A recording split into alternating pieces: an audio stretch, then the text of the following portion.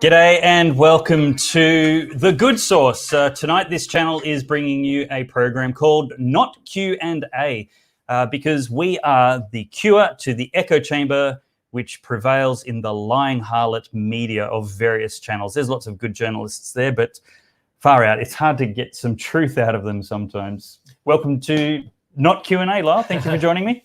Pleasure, Dave. Yes, we need to go to alternative sources more and more. The mainstream media cannot be trusted. That's why we're here. Yep, absolutely. Also welcoming fellow Good Source commentator Damian Coory.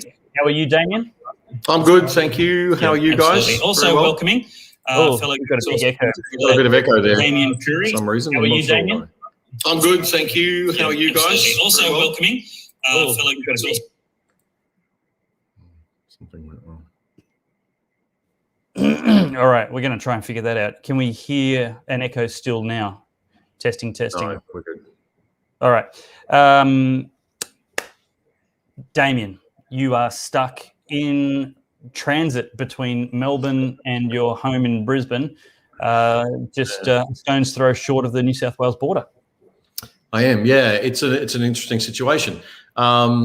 Not to want to sort of put too much focus on my personal case, because I think there are a lot of other people out there who are suffering much, much more than I am. We've got businesses that are going bust or being affected, have got funerals and weddings that have had to cancel or move or can't get to, perhaps interstate. Yeah. We have a serious problem in this country, I think. Basically, you know, I left Melbourne on Friday. I'd gone down there on Thursday for some business meetings and to see the studio at Discernible, to meet with Matt Wong, talking about my podcast, The Other Side. We had lunch, recorded an interview, had dinner, and then I went back to my hotel room, woke up the next morning to the news that Dan might shut the state, so decided to hire a car and head north until further notice. I was supposed to join Matt for an event on Friday night in Melbourne, which is part of the reason I went down there, and I couldn't attend the event, nor could one other participant. I got into New South Wales okay because the border wasn't closed and it was well before the lockdown. I'm trying to abide by the law, but the law keeps changing by the minute. I spent I kept myself relatively isolated in New South Wales on the advice that was the director of the New South Wales government, was 5 days in isolation. If you can do that, it's not easy to do when you're on the road and you're away from home. But I did my best there, stayed away from going into any restaurants or anything, wore a mask where I could, stayed on the road, stopped for fuel, did that sort of thing. Got to northern New South Wales, and now Melbourne has lifted the restriction, but Queensland hasn't. So if you've been in Victoria or in Melbourne, Greater Melbourne, at any time since February the 7th, you are required by law to go into a government quarantine for 14 days at your own expense. So for me to return home and see my children and be in my own home with my family in what is supposed to be a free, united country, not a collection of independent states, I am required to put myself into a government-controlled quarantine for 14 days because I happen to spend 16 hours in Melbourne. Anyway, we hate this authoritarian rubbish. Let's welcome our other guests. Tonight in the comments we see Mac Attack, Entropic Dissident, which is an interesting name, Pearl Miller, much more traditional, thank you, Pearl, and Caleb, and David Bell. You can probably tell David's a man of distinction, good taste, intelligence, and dashing fine looks. I'm just guessing from the name, of course. But more handsome than any David I've ever met before is Ray Rudowski, our North America correspondent. Ray, so good to have you on Not Q&A tonight. Welcome to The Good Source. Greetings from Hong Kong. Thank you for having me again. How does a North America expert stay based in Hong Kong? You're actually just a world traveler, citizen of the world, aren't you? Yeah, I'm basically your basic international man of mystery up here. I was a journalist for 5 years. So after working in Canada, I came here in 1995. And then Damian and I started working together and building a crisis practice for 10 years. And then we started working together again at another agency. So in terms of what I'm doing, I'm counseling clients in both messaging, crisis, as well as kind of understanding and making sense of the media and media stories, what's happening, helping clients to develop media tracking, because it's really tough if they're trying to kind of report back to their head office in France or in the UK, and all they're getting is one source of information, and they're afraid to read other sources because they might be bad or propaganda or something like that, instead of just broadening out their understanding of what's actually happening in Hong Kong and the region by looking at a variety of different media sources. So that's something that I'm doing. Yeah. Now, I want to encourage our viewers tonight, jump into the conversation, leave your comments, questions, your thoughts. You might get them on the screen if they're half civil, half sincere, half intelligent. In fact, if they're highly controversial and offensive, they might even just get on the screen anyway. But I want to encourage you that with the shutdown of news media in Australia, care of Facebook, it's more important than ever that you subscribe to the Good Source newsletter, as well as the newsletters of the various independent media outlets that you want to hear from. It's, of course, important to, as always, put your hand in your pocket and support those channels that you want to see more of. I've got subscription to various papers, not suffering a lack of revenue because they can't reach me through Facebook. And I really appreciate all the good source supporters that are helping us to keep producing shows like this. But right now, if you can, would you just share this on your Twitter, Instagram, or Facebook? Because they're not going to show a link from the Good Source. So if you can share your YouTube link or Facebook link wherever you might be watching, you can watch us on the YouTube links from the Dave Pellowe channel and the Good Source channel. And you can, and although they've shut down the Good Source Facebook channel, they haven't shut down our independent individual Facebook pages. Has yours been shut down? Mine hasn't. No. My Facebook page still exists. I checked today. Blogs that I've been putting up are still there. So now, has somebody else verified that? Because I can see the Good Source stuff because I'm logged in as an administrator, but nobody else can. I haven't checked on my own. My blogs were still appearing in my Facebook feed. I'm aware of other organisations that blog and use Facebook as a distribution channel. They weren't, mainstream like Sky News or the Australian, but their blogs were being censored today. One of the ones Facebook's, and I can name, what one organisation was Advance Australia. So all of their blogs. Another one is Life Choice Australia, a university pro-choice group club. Yeah. This hasn't been ridiculous against conservatives like we've seen in the US with Twitter and closed down a Parler. But nonetheless, it's really disturbing to see the flexing of the muscle of big tech against a national government.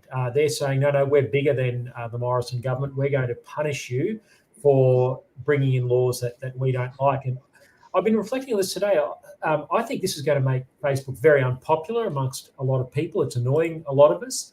And I think it will create an impetus for alternative platforms to be created. And the sooner, the better that this monopoly is broken up. I think. I even think perhaps the ABC or a good portion of the ABC's resources should be deployed to create a public utility, free speech platform that isn't beholden to the tech oligarchs. Absolutely. Ray, what's your thoughts on the shutdown?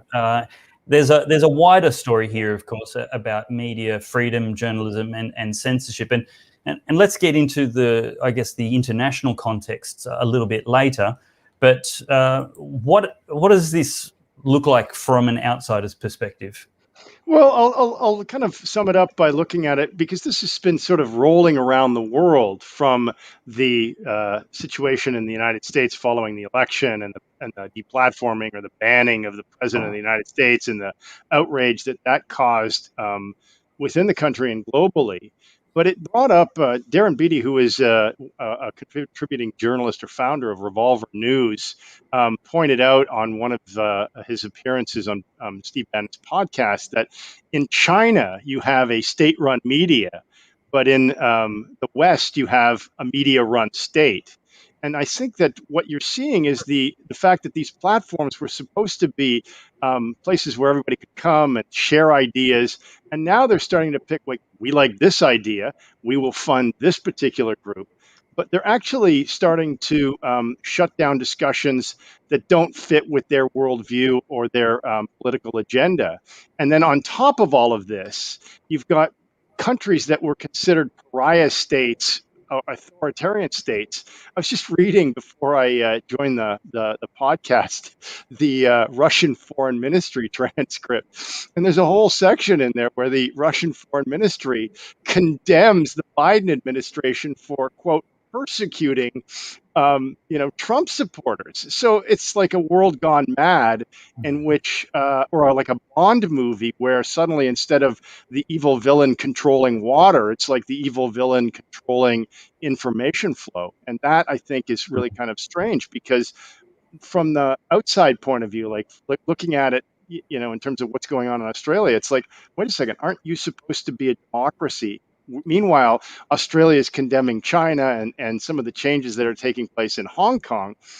But the moral authority of the West, I think, is declining simply because they're doing exactly what they've criticized, Russia, China, and some of these other so-called authoritarian states, while doing exactly the same thing. And then on top of this, you've got this unelected monopoly in the form of big tech, Google tweet face, that sort of runs things based around their worldview. And then again, just to sort of sum this comment up, there was this huge uproar on Twitter immediately following the ban of President Trump when Uganda, in the midst of some elections there in January, shut down Twitter. And then Jack Dorsey put out a statement saying that this was grossly unfair and it was limiting discussion and political discussion. So none of this makes any sense. And it doesn't look like big tech doesn't care that it's not accountable or that it's seen as critical. I love the comment that you said there. I mean, it's actually profound, and I want to explore it a little bit more. And AMP McRobert picked up on it. Media run state. You spoke about China having a state-run media, and then contrasting that with the phrase media run state. What do you mean by a media run state? Well, first of all, that's not my comment. That was Darren Beattie. But I think that We'll give you credit for it. I started to inject it into a lot of my commentary, because I think that it really sums up the fact that you've got this unelected corporate body that controls a very important resource. And in this day and age, that resource is the free flow of information. And a lot of individuals and companies base their livelihoods around that free flow of information. And then when you start to see that government is now beholden to big tech in terms of, if they can do it to the president, then they can do it to anybody. Then you've got a situation where, well, who's really in charge? And that's why I think that the moral authority of Western governments is now coming into question, because at one time they could, come out and say, we condemn this coup, we condemn this voter fraud, but that's no longer the case. And again, its government doesn't have the control that it does over these companies. It's the companies having control over people that they don't like. And if they don't want to fund a particular political party, or if they disagree with a particular stance, whatever that stance is, then they're able to shut it down, as they did in Australia, as they did with President Trump. However, when you have situations where the government is in control, like that example I gave you of the Ugandan elections where they shut down Twitter, suddenly, big tech is like, oh, no fair, no fair, no fair. So again, I think that's where you see a situation that is spinning out of control and doesn't bode well for anyone involved. I'm not 100% sure I'm upset. In fact, I think I might even be happy that Facebook has done this. I need some time to process it and think more about the consequences. But Damian, is this a great leveler of the playing field? Would this, if it had been done 2 years ago in America, maybe have undone or prevented some of the election rigging that the mainstream media did with their one-track narrative regarding the Trump-Biden political contest. Maybe. The Australian media were particularly one track, and I think that's really just down to the fact that they don't have a lot of time to explain things, and so Orange Man Bad was a very simplistic way to put things in Australia, and they just perpetuated that. Australia being, it is quite a left-wing country in a lot of ways, or centre-left at least. Yeah, sure. Just with this situation with Facebook, I think, Matthew Wong had a good analogy today in an analysis he did, which I thought was quite clever. He basically said it's not a case of David and Goliath. So the Australian mainstream media is trying to pit itself as the little David against the big Goliath of American big tech, and they're playing that local versus foreign card, right? So there are certain narratives that companies will latch onto when they're trying to win an issue or they're in a crisis, and one of them is the local versus foreign, right? And another one is small guy versus big guy, or the David and Goliath narrative. And what Matthew was saying today was, you're looking at, they're trying to position it as Godzilla versus the little guy, right? Or the aliens versus the little guy, or the Predator versus the little guy. But actually what we're watching is an episode of Aliens versus Predator. And we're the little guys. And so we're seeing mainstream media in Australia, so the big media companies, Nine and Murdoch and all the rest of them, pitted against big tech internationally. So of course we're going to champion the Aussies in this one, and we're going to see them as being small as well versus the large global companies, and I think that's perfectly accurate and fine. But it's a little hard to kind of get a sense for who the good guys are in this narrative, because, the journalists themselves, I think that's the kind of the idea, and just to maybe to background people on what this is all really about, the Australian government is trying to introduce laws that will force Facebook and Twitter and Google, YouTube, who own YouTube, to pay Australian mainstream media outlets for their content. Okay, so they have to do a negotiation. So Google has sat down and made a deal with I can't remember which organization it is, or whether it's the collective of all the media outlets, but they're going to pay $30 million a year, I think, to the Australian mainstream media. Now, the idea is that that's going to fund the media to pay journalists to produce the content that's helping these guys make money. However, there's a flip side to all of this, right? Which is that, are the Australian mainstream media companies providing content for Facebook and YouTube and Google, or are Facebook, YouTube, and Google assisting the media companies by giving them audience, right? By channeling people and providing a platform that will direct traffic to their websites. Yeah, so it's a real tricky one from a liberal. I'm a classical liberal, so it's really interesting because it's kind of, I don't want government intervention, right? So I would just let the market do its thing. But I hear where the journalists are coming from, in that they want to be paid for their content, and so I get that argument from the mainstream media side. Damian, but also you've got this, the other side of the equation, which is big tech, who probably do need to be put in their place a little bit. But they've got a case saying, hey, it's not really fair because we set up this infrastructure and, you may benefit from it. Sorry, mate, what's that? Can you hear Lyle okay? Yeah, no, I can't hear Lyle. Sorry, Lyle. No, you're right. Look, I can hear you now. Sorry, mate. Yeah. Okay. No worries.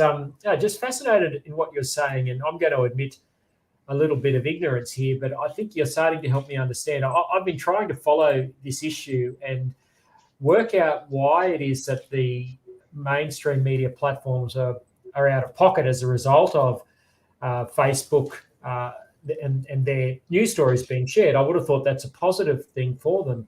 And and this is where I don't understand where the conflict is, because if I was a journalist at the Australian newspaper and I wrote a story and a gazillion people shared that on Facebook, that's a good thing. If I'm the owner of the Australian newspaper, Rupert Murdoch, that's great because my audience is getting out there. Most people will click on it. It will say you need to take a subscription if you want to read this article or read more than 4 articles in the case of the 9 newspapers. So they would be getting more subscribers and therefore more revenue as a result of Facebook's activity. So yeah, and that is Facebook and Google's point. Right?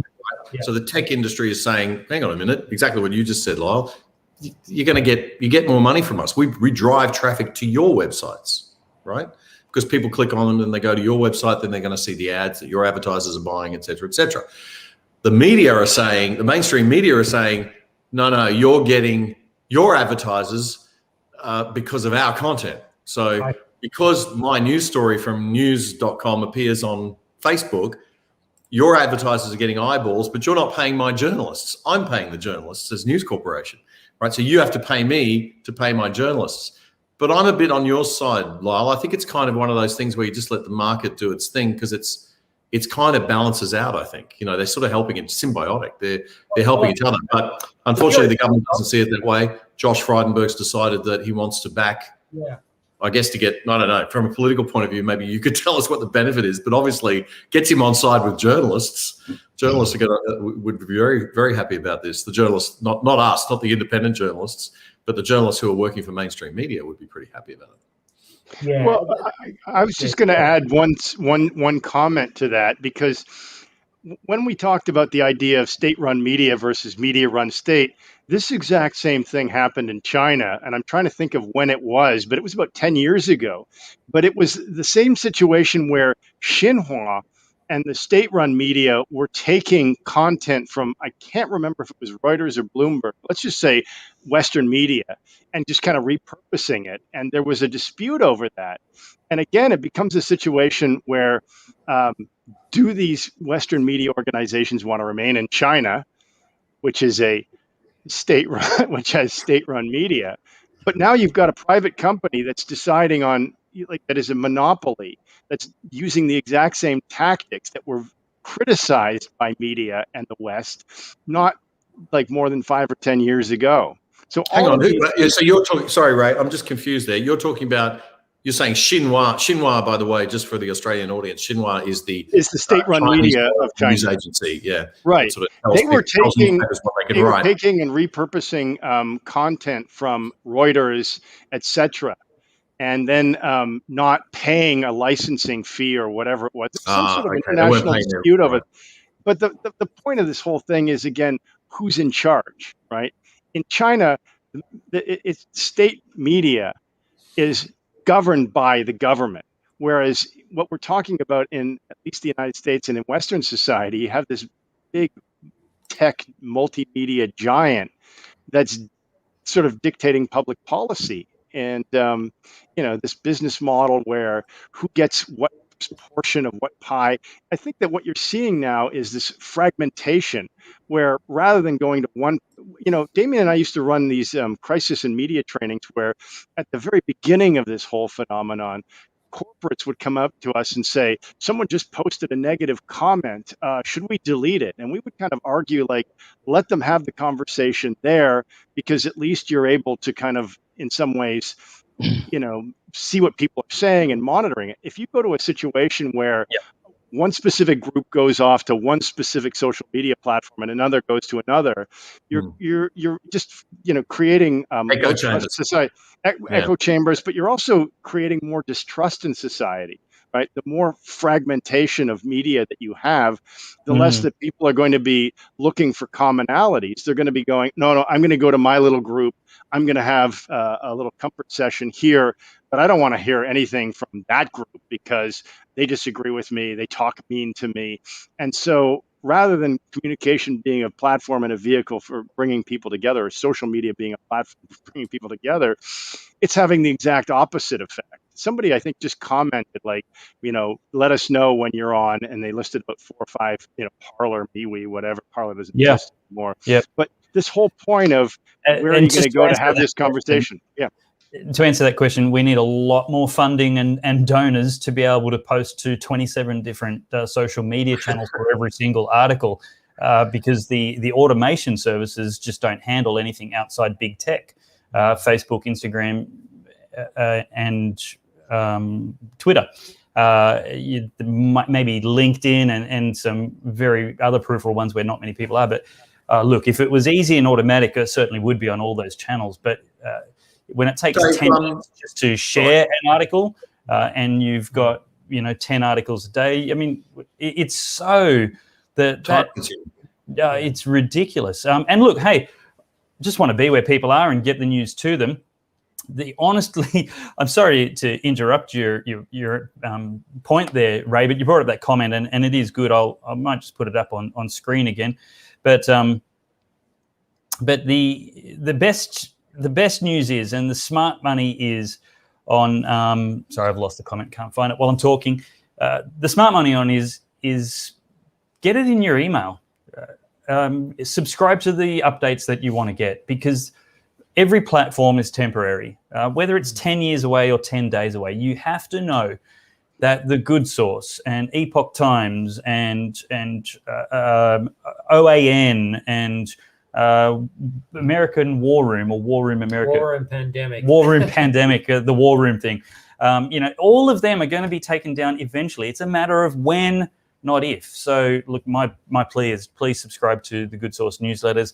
Choose the authors that you want to hear from, and we'll make sure that it comes to you and nobody can tell you you can't see what we're saying.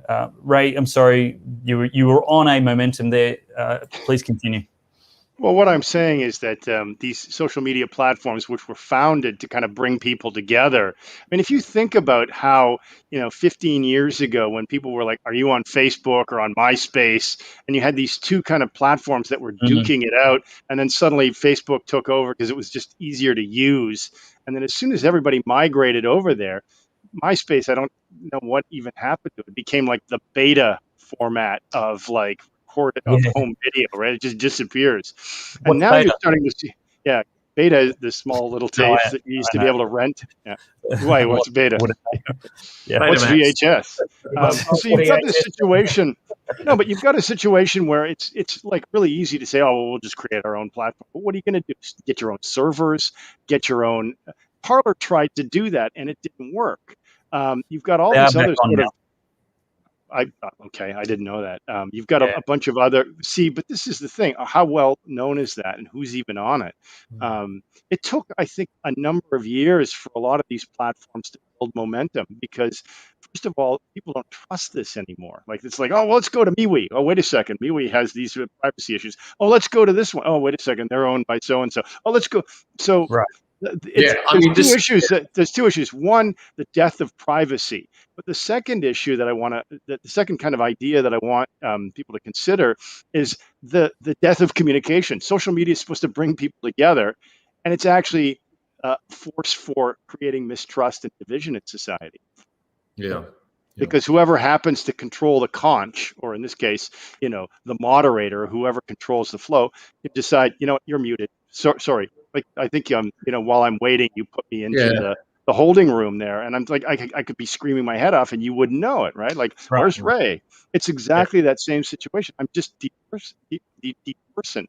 And back to the comment that I wanted to kind of wrap up with, you're starting to see the same situation that you saw in Eastern Europe with the fall of communism and the advent of like these communist states forming, where people would just be like depersoned. I mean, that film that I talked about, and I do encourage people to look at The Lives of Others. There's a scene in there with this artist who was somehow fallen in disfavor with the authorities, and he just can't get published.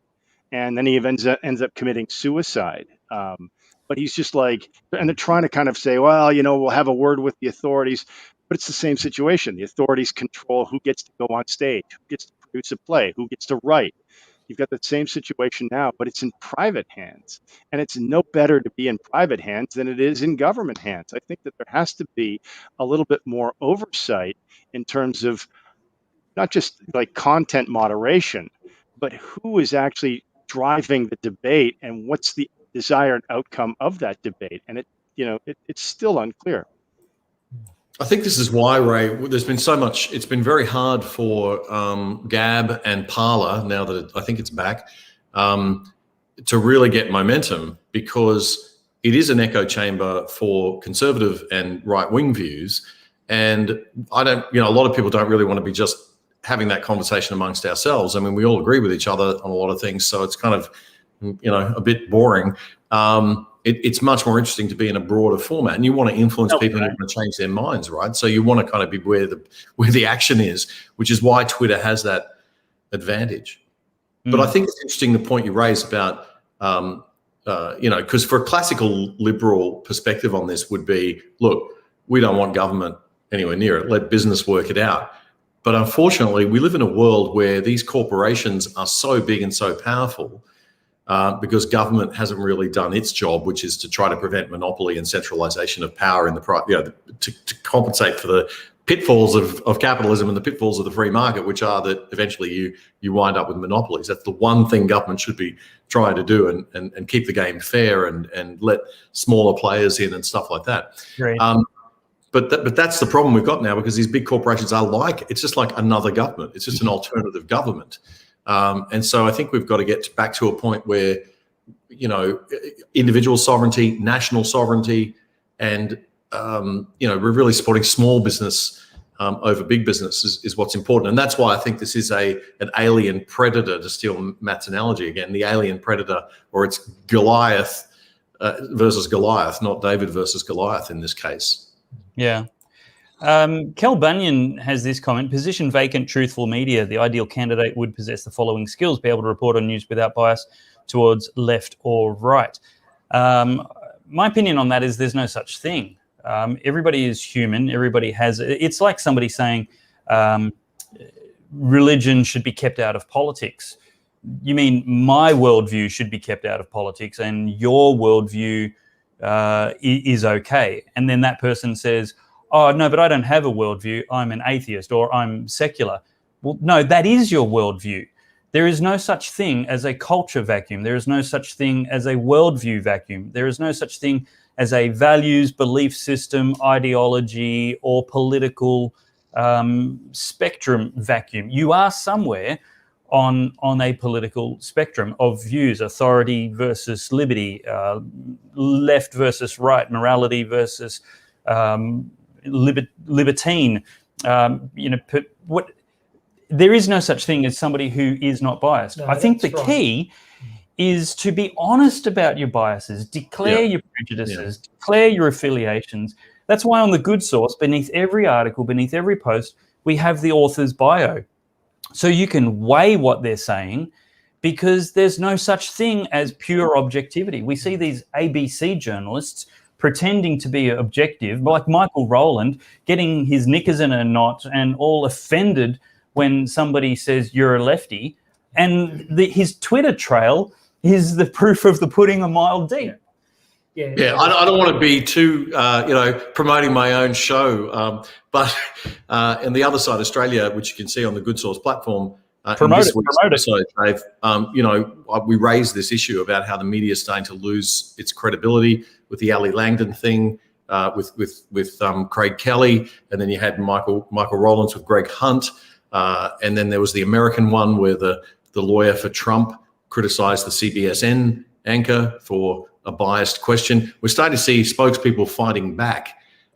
So, my point has always been, there is no such thing as no bias. You're absolutely right. And I think you've got to declare as best you can what your bias is. And so we say on the other side of Australia, we're classical liberal centre right.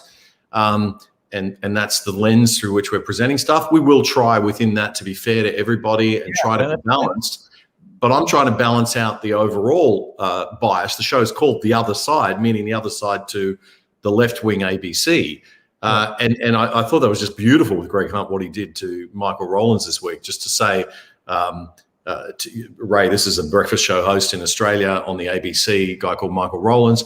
And in the middle of an interview, one of our conservative government politicians just said, everyone knows you're left-leaning, Michael, that you lean on the left side. And he took a very, very great offence to that. But as Dave just said, you have a look at his Twitter feed, and it's very clear what side of politics he's on. as is. I mean, there was wasn't there an Australian?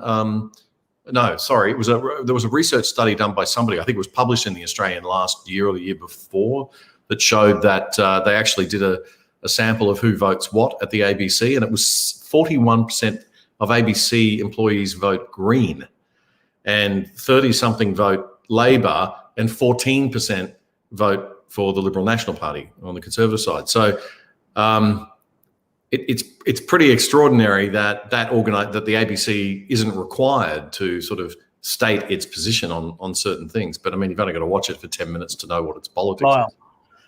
Absolutely. Look, this is a really important discussion. There is bias. As Ray said, we're not talking to each other. We have retreated into our tribes, and we're all as guilty of that as anyone else.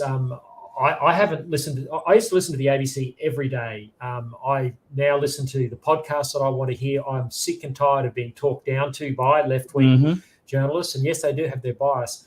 But we have to, as much as that's comforting, and I do that because I want to get the truth, what I believe to be the truth. And, but we've got to find a way to bring the discourse back together, because we can't have a civil society, we can't have a functioning democracy unless we're able to talk these things through. And yes, labels like left, right, conservative, liberal, lefty, whatever, they serve a purpose. But I think we've got to start to be careful about the use of those labels and find a way to actually say, well, look, I'm not wedded to my particular political identity. I'm wedded to finding the truth.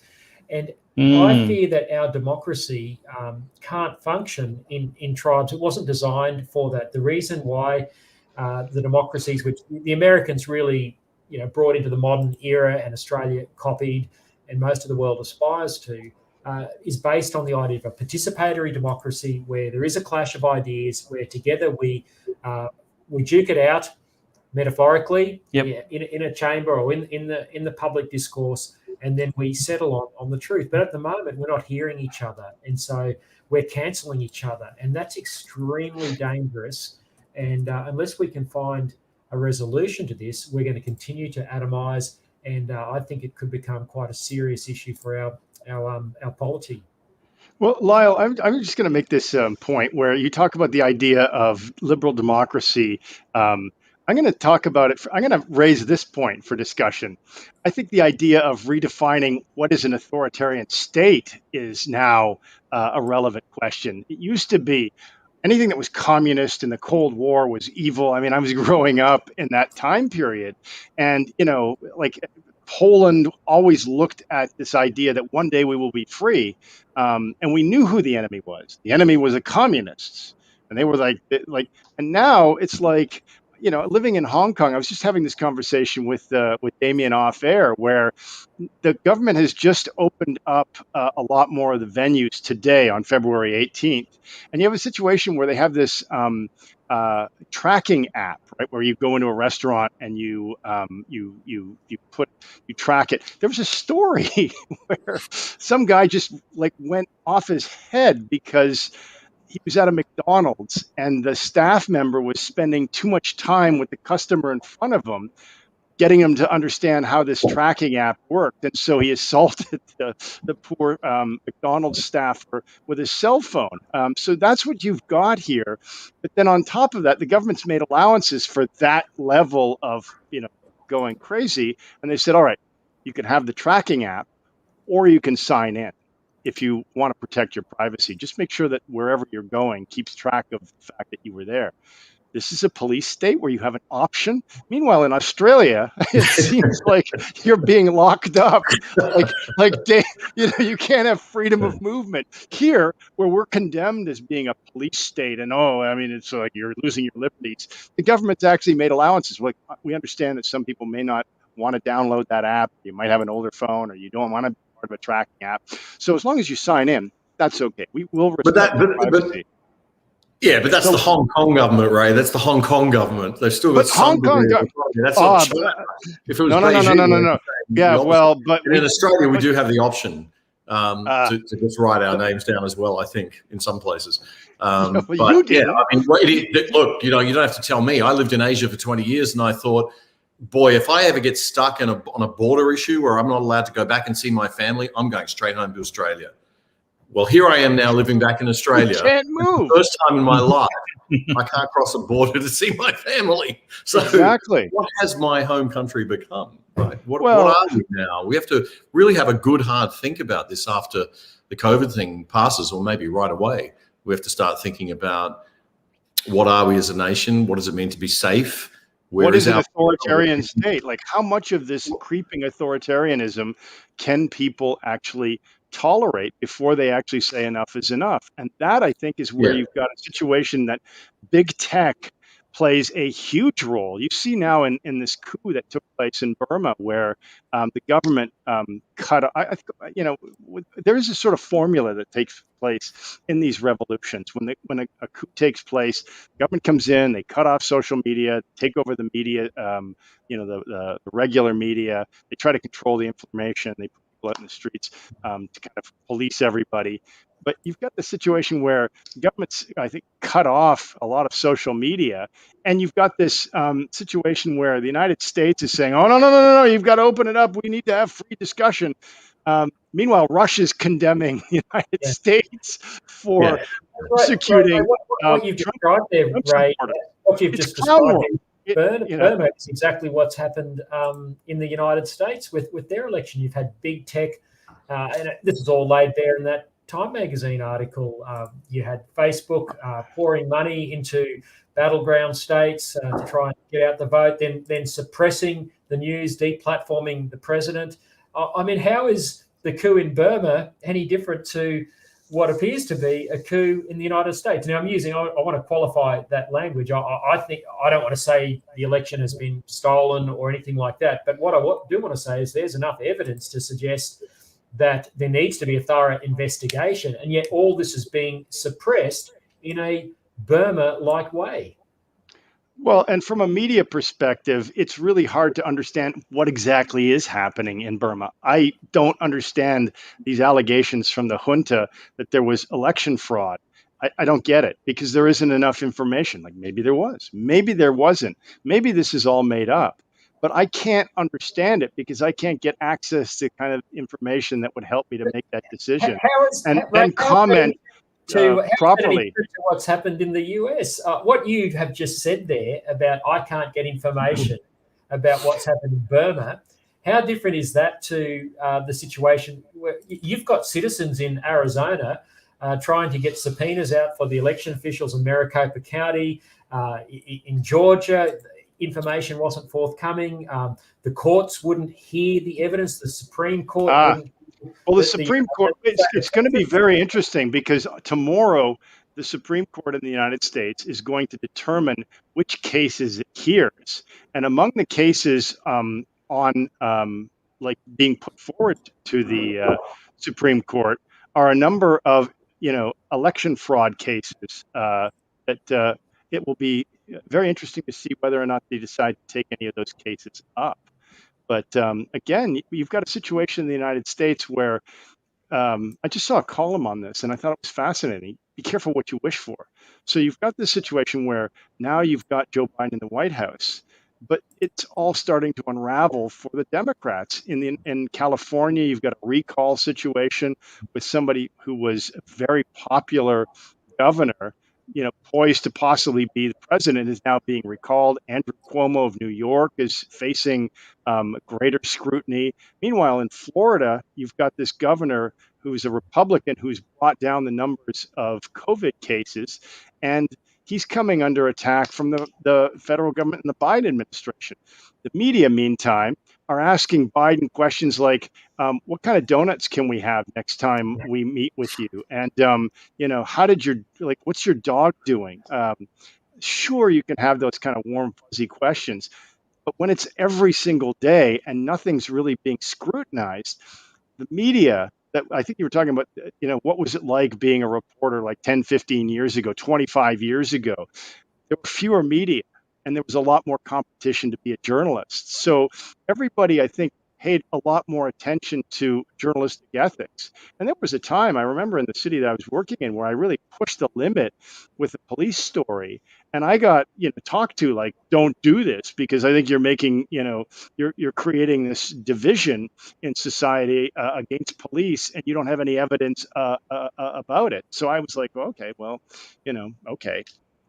Fine, I get that. But that's interesting. We had a situation today or yesterday, I think, with one of our citizen journalists, a guy called Avi Yemeni, who has a network called, works for a Canadian network called Rebel News. So they're quite controversial. And Avi's a bit of a he's got some controversy. I don't want to, criticize the guy too much. I think what he does is his actual content's terrific, but there have been hit jobs done on him and articles written about him to say these are all the horrible things about him.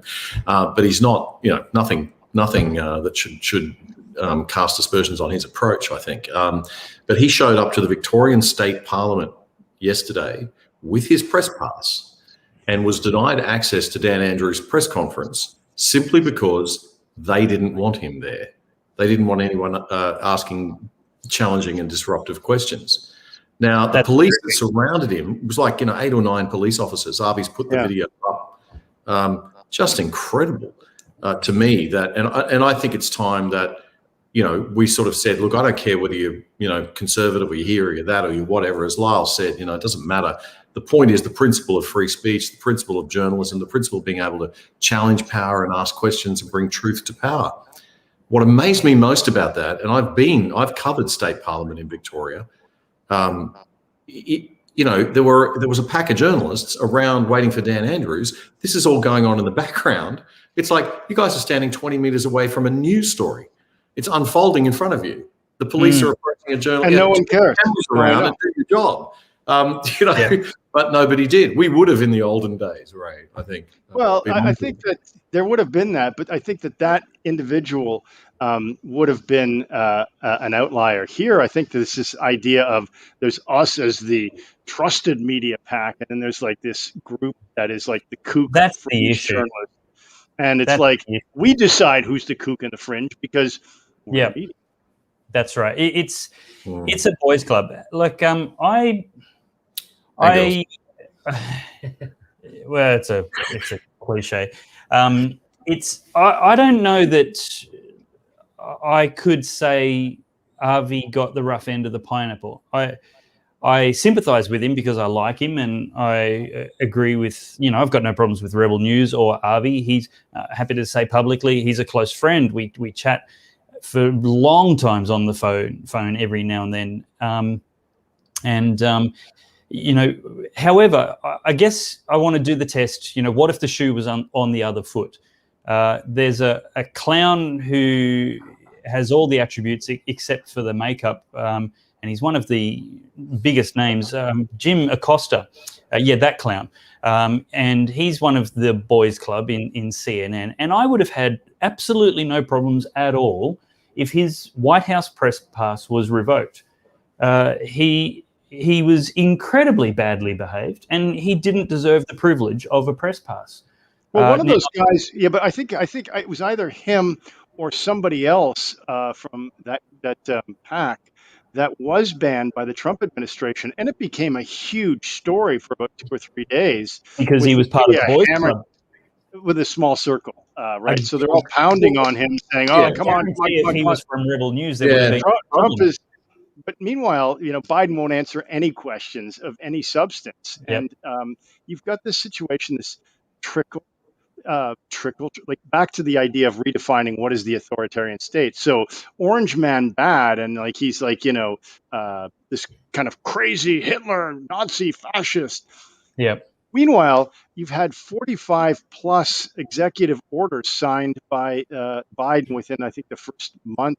Has it been almost a month since he took office? I mean, this is governing by decree, right? This is what authoritarian states do. There's no discussion of a lot of these things. It's like, okay, we're going to sign it. And in some of these situations, you saw this town hall that Biden did yesterday that was really quite shocking, where he's talking and he says, when we took office, there was no vaccine. Well, there was. So either he's lying or he forgot And this, I think, is, and the media doesn't correct them. Like, the host doesn't go, wait a second, that's not true. There were 2 vaccines produced. In fact, there was enough controversy suggesting that they were produced and announced immediately after the election, which in some conservative circles suggested that that helped you by not having a vaccine. But no one put that, like, that's how I would answer the question. Well, Dave, just to your point on Harvey and also Jim Acosta, I mean, the difference is that Jim Acosta is in there. And I think you can draw a parallel with the Craig Kelly interview on the Today Show with Ali Langdon and the way that she was extremely rude to Craig Kelly. That certainly is not acceptable. There is a way. Journalists' job is to bring truth to power, right? We're supposed to challenge. We're supposed to challenge on the merits of the argument, though. We're not supposed to be rude and obnoxious. You can put a little theatre and drama into your performance if you're a broadcast journalist, sure. But you shouldn't, be just doing a Jim Acosta or doing an Ali Langdon, right? Yeah. Now, the issue for Avi, and I don't know Avi at all, I've never spoken to him, but my understanding is he couldn't even get in there. I mean, he wasn't, I watched the tape. Yeah. He couldn't go into the press conference. So, and I've seen Avi in press conferences acting quite normally and asking good questions. He's a good young reporter. Let me ask you, because he does agitate for. I mean, he probably would have loved it if the police had decked him. But let me ask you a question, and I think this is a really good. It does provoke the police. Let me ask you guys. Let me take it one step further and ask all of you to comment on the next point that I wanted to make, which is we'll have to have a break before we move to the next topic. So Ray, just throw it out there. All right, the last one. So we have this situation. You bring up the fact that there was no, outrage or public outrage or media outrage. Would this have happened a year ago if this COVID lockdown hadn't happened? I think that there's this complacency now where, the media is sort of echoing society in terms of, well, I guess it's like, he kind of was being obnoxious and we're not really and they're just sort of going along with this whole thing. Whereas maybe a year ago, this would have been seen as a huge affront to free speech and that the media was being threatened. It's not even a story anymore because we're allowing this to happen, this creeping authoritarianism within Australian society has just been allowed to flourish because, okay, we'll stay inside. Okay, we won't go out. Oh, I guess we can't travel between the cities and states anymore. Like that creeping authoritarianism has been internalized and accepted. Well, I think the reason for that, Ray, is because we've forgotten what it is to be citizens of a democracy. And this is going back to first principles. A democracy is meant to be participatory. It's meant to be government of the people, by the people. We've allowed it to be government by authoritarians like Dan Andrew and tech oligarchs like Mark Zuckerberg and Jack Dorsey. And we've been like sheep. And I think we've been seduced by materialism. Life has been comfortable. We haven't had civics education for a generation. People don't understand why it's important, and they don't understand that a democracy only works if people are engaged, if they're informed. And I think we're victims of the atrophy of our own civilization. And unless that changes, we will drift towards more authoritarianism because people don't know how to live in a free society anymore because they need authoritarians like Dan Andrews to tell them what to do, how to think, where to go, whether they can go outside, whether they can exercise, whether they can go interstate or whatever. The fact that so many people are comfortable with that is truly shocking and are not rebelling. And I think that's because of the atrophy that's occurred over the last 20 or 30 years as we've forgotten what it is to be free people. Well, we're going to take a short break right now, and when we come back, we are going to have a look at the American politics landscape. But first of all, a word from our sponsor, the Australian Church and State Summit 2021. Let me see if I can get this playing at the same time as I'm talking. Hi, I'm Dan Patterson from Questioning Christianity, a ministry that exists to help connect the Christian story to life's deepest questions. And I want to invite you along to the Church and State Summit that's going to be held very soon. Why? Well, because I am passionate about taking people's questions seriously. Our culture is full of them. Many people are that Christianity is simply not true, that faith is lazy, anti-intellectual thinking, that Christianity is a delusion. And I want to tackle that head on. And many other people think that far from just being an irrelevant delusion, that in fact religion and Christianity in particular is harmful to society, that its ideas are repressive, outdated, and damaging to people's lives. And I want to speak to that question. Many Christians feel voiceless at the moment, unaware of how to respond to these challenges and have meaningful God conversations, feeling pushed out of the public square. And so if you feel voiceless, if you want to have better God conversations, if you want to know the reason why we believe that Christianity is true and good, then these are the kind of questions we're going to be tackling at the Church and State Summit in the Friday afternoon session. I'm going to be picking up on whether or not the scriptures give us a good window into reality, whether we can believe that they are trustworthy and true, as well as how we as human beings point towards the truth of the Christian story. I can't wait to get into these questions and hope to see you there at the summit.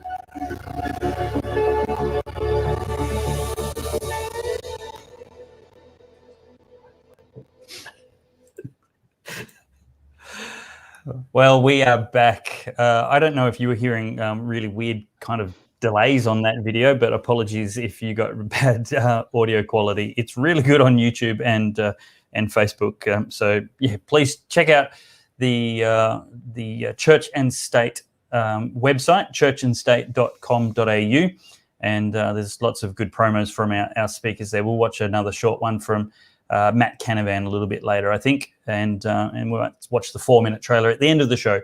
No, we won't do that. You can watch it. It's a little bit long.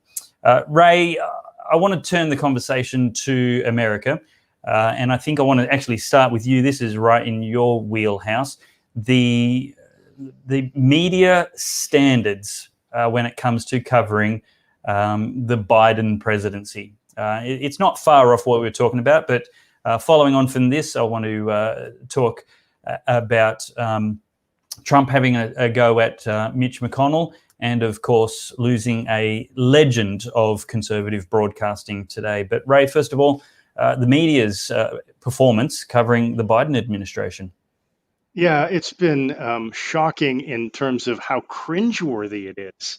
The White House press briefings just seem to be kind of going in this whole sort of circle back, where they don't really talk about anything substantial. And now you're starting to see reporters asking tougher questions, which she can't answer. She can't even circle back on because I don't think they have a real position. The last one that I saw was a question around okay, so if we're headed towards a continued lockdown, why is the Biden administration committed to freeing people who cross the border illegally? And there's no answer for that. It's like, well, wait a second. You're putting people, ordering them to stay in their homes, wear masks, and yet you're letting in all these undocumented migrants and then allowing them to, basically go back into the country. Isn't that contradictory? No answer. You've got a situation, the latest one that's being played over and over and over again is this question about what type of log Joe Biden uses in the White House fireplace. And, isn't this romance between him and his wife so wonderful? And it goes on and on and on. And I think it's just starting to get to a situation where in some of these forums, you're not seeing a situation where people are going to go, no, I'm going to vote for Republican or I'm going to vote for Trump. They're saying things like, I'm never going to vote again. Let's boycott the system.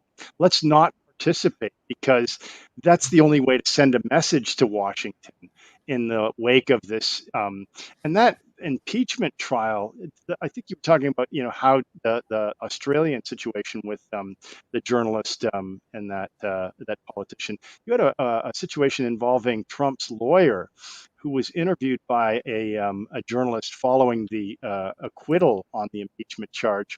And the journalist pushes the lawyer for Trump. And he says, this was shambolic. And, we had, 3 cases of evidence tampering, and he points them out. And she says, yeah, but it's only 3. And he says, wait a second, do you understand the justice system? Evidence tampering is completely illegal. And even one case is too many. And then he just goes off on this tangent and just browbeats her. And she's like stunned because, again, this whole idea of, near enough is good enough.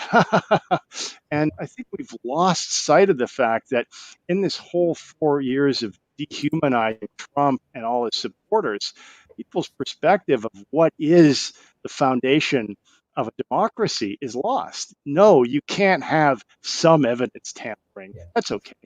Yeah. Evidence tampering, perjury, I mean, certain crimes like that in no due process. Absolutely shocking, Ray. I watched that CBNBC, or I'm pronouncing it wrong. I think it's CBS was the, it wasn't CBS, CNBC, it was CBS. Yeah. And he throws the microphone down and he walks away. Well, I think he was justified in doing that. I thought that was one of the most powerful pushbacks of the mainstream media I've ever seen. Trump's lawyer, Michael Van der Veen, as you said, he pointed out that there had been evidence tampered with. She was sort of trying to run obstruction to that. But what really shocked me... She was downplaying evidence tampering.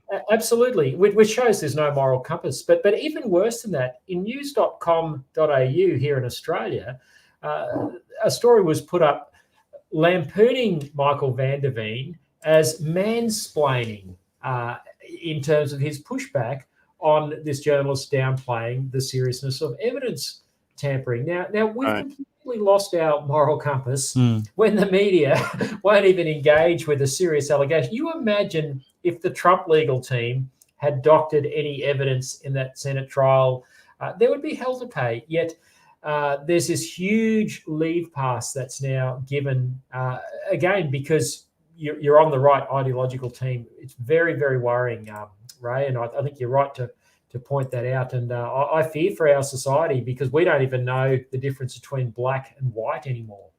Well, and that impeachment trial was something out of the 1930s Soviet Union. I mean, no evidence, no witnesses. They've got this thing where they're threatening the livelihood and the future.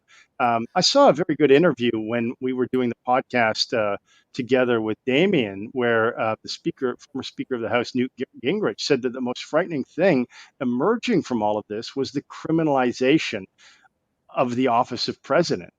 Yeah. I mean, who's next? Are they going to suddenly decide, let's go after Joe Biden because, he's not all there. And then suddenly, they start to kind of attack him. He's in less of a position to defend himself than Trump ever was.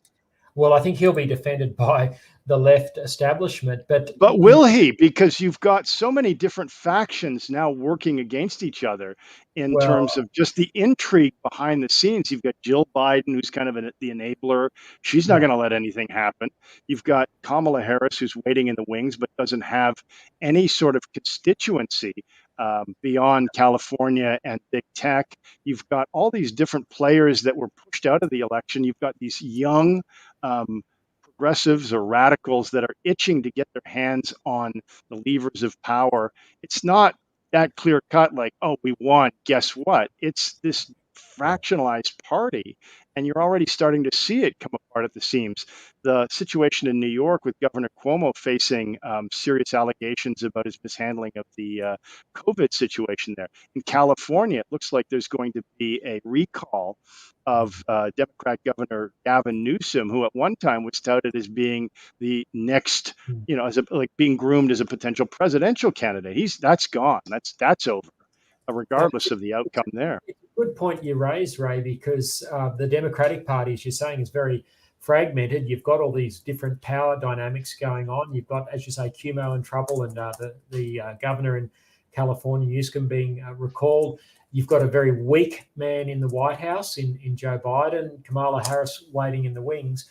It's an episode of House of Cards. It really is. Well, it is. And you just wonder whether some of the things we saw in House of Cards are closer to reality. Just going back to the show trial that you mentioned, the other thing that Stalin would have been proud of in that was the struggle session. You had Ted Lieu, the impeachment manager for the Democrats, saying, if only Trump would just say the election. Just say you did it. Just say. That's right. Kiss the ring, and everything will be fine. But this is you mentioned the criminalising of the office of president, but even beyond that, this is about demeaning and demonising the 75 million people who voted for Trump, and having them labelled as domestic terrorists, that they are tarred with what happened at the White House because of their at the Capitol building, because of their political views. They, with Trump, are guilty by association of inciting an insurrection. And then you see this rift growing within the Republican Party, where those 7 senators who voted for impeachment are now facing the wrath of their colleagues, because it's like you sided with the Democrats. But I think what you're seeing increasingly, and this is being talked about on various boards, is this this growing either evidence of, or the sort of curtain has been torn away, and we now see that there's like the uniparty. It's this, whether they're Republicans or Democrats, there's this one group that all kind of like, they all sort of believe the same thing, whether they're, and then on the outside of it, you've got this kind of these sort of more like radical elements of both the Democrats and the Republicans. And so that factionalized aspect of American politics, I think, is a new phenomenon that has become something that is growing in part of the day-to-day political life. Ray, can I just say one thing that really disturbed me, and look, I think the battle lines are becoming clear. Trump had a big crack at Mitch McConnell this week. Now, I think the crack was justified. What I don't like is Trump's ridiculing of him and the playing the personality, calling him some dour old fellow and ridiculing him. I think attack the ideas, not the man. But what I think is becoming clear out of this discussion is, you've articulated very clearly the division on the Democratic side, but the divisions on the Republican side are also there for everyone to see. And I think we've got a lack of clear leadership on both the left and the right in America. Who's going to lead the Trump movement into the future? Is it going to be Trump? Will someone else rise up? Who is really leading the Democratic government in the White House? I think this is a recipe for a lot of uncertainty, and it's going to take a while for the leadership, I think, to distill on both the left and the right in the United States. You have this situation in American politics where there's almost this sort of general acceptance that the Biden administration is a placeholder administration. It is the Obama restoration. They've got all these holdovers from that administration coming in and kind of taking on these key positions. But the focus is now on 2024. Like, who's going to be the person? Is it going to be this person? Is it going to be this person? That's the person. And anytime a Republican makes a speech or appears on television, there's all this sort of speculation. Is that the person? Is it going to be DeSantis? Is it going to be Matt Gaetz? Is it going to be so-and-so? Is it going to be Nikki Haley? And it's way too soon to even kind of speculate. Is it going to be Trump? It's just like you're talking about. Would you have known 4 years ago that we would be in this situation with, COVID and a divided country and a world shut down and the definition of authoritarianism, completely up in the air with regards to what it really means anymore?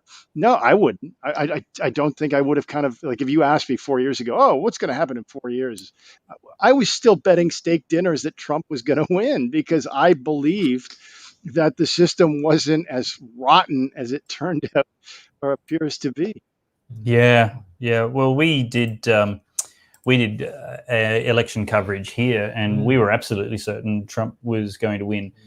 And it became clear, I think, within a day or two that it wasn't going to be so easy.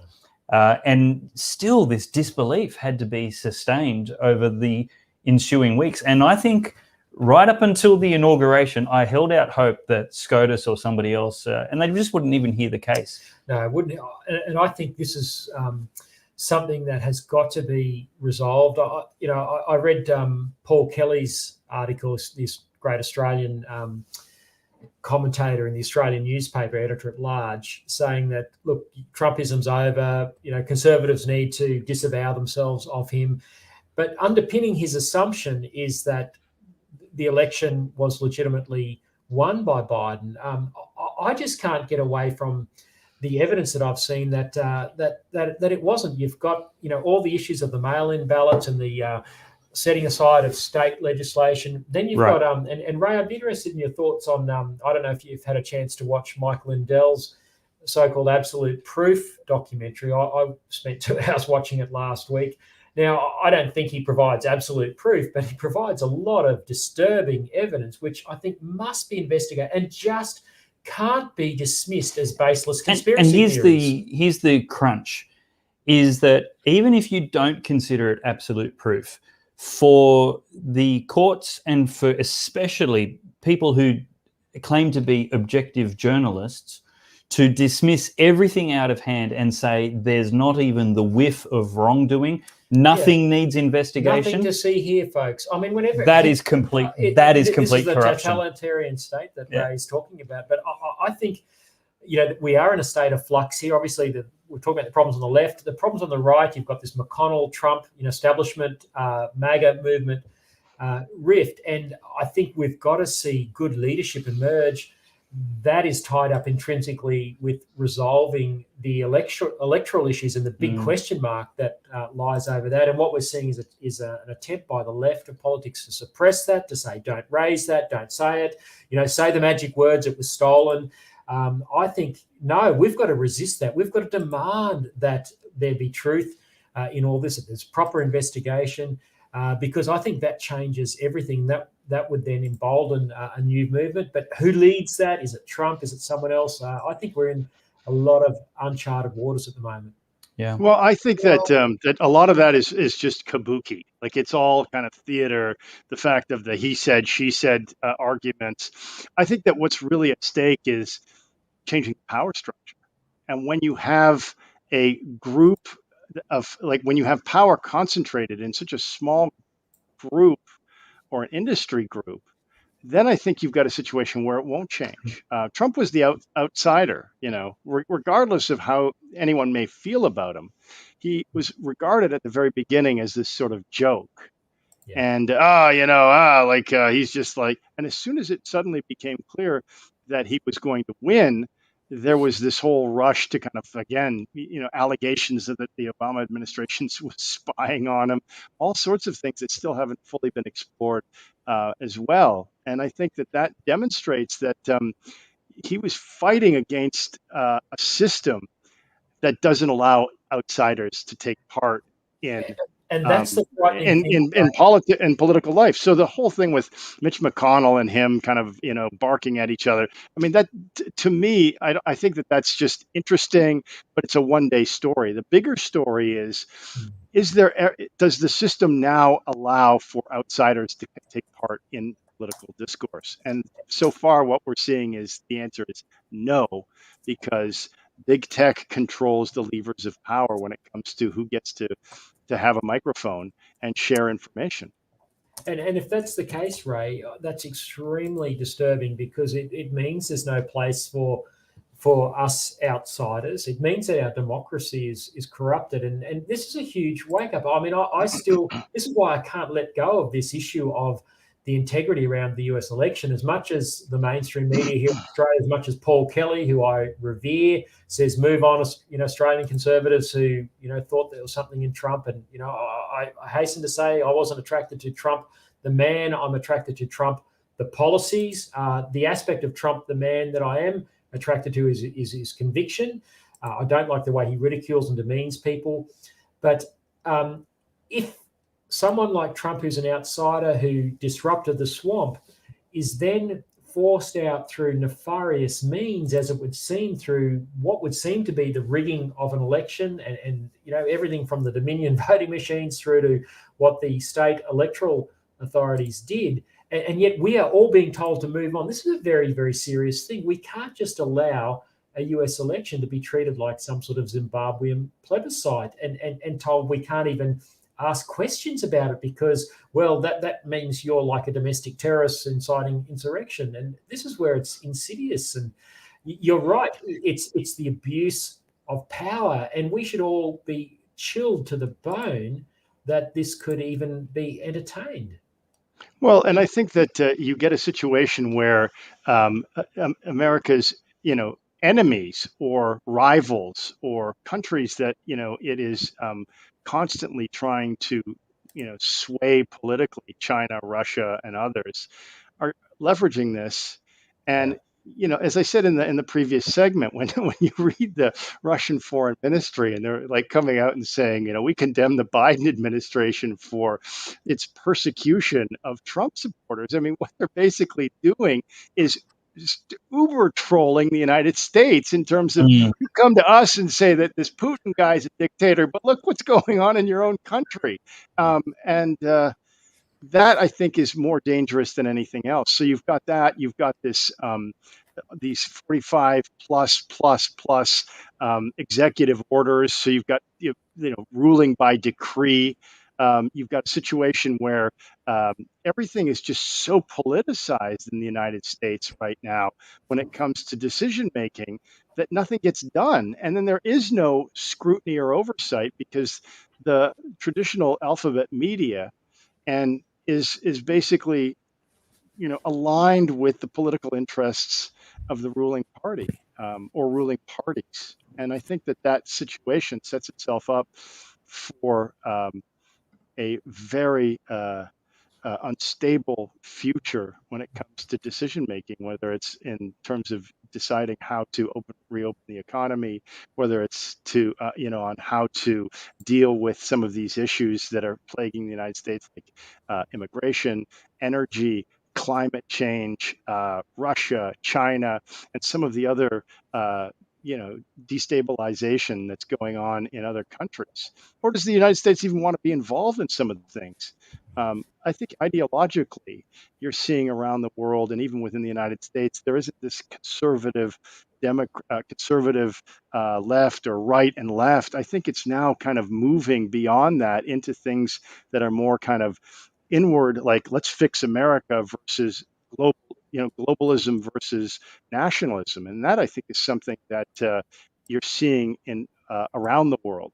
Certainly in China, you've seen that where, a number of years ago when Xi Jinping first took power, his whole thrust was to move China from being an export-driven economy to a domestic demand-driven economy so that they didn't have to rely on the West for buying things, and selling things, that they could actually rely on their own internal economy and then create these little spheres of influence in emerging markets, which is what they're doing. Why isn't the United States doing that?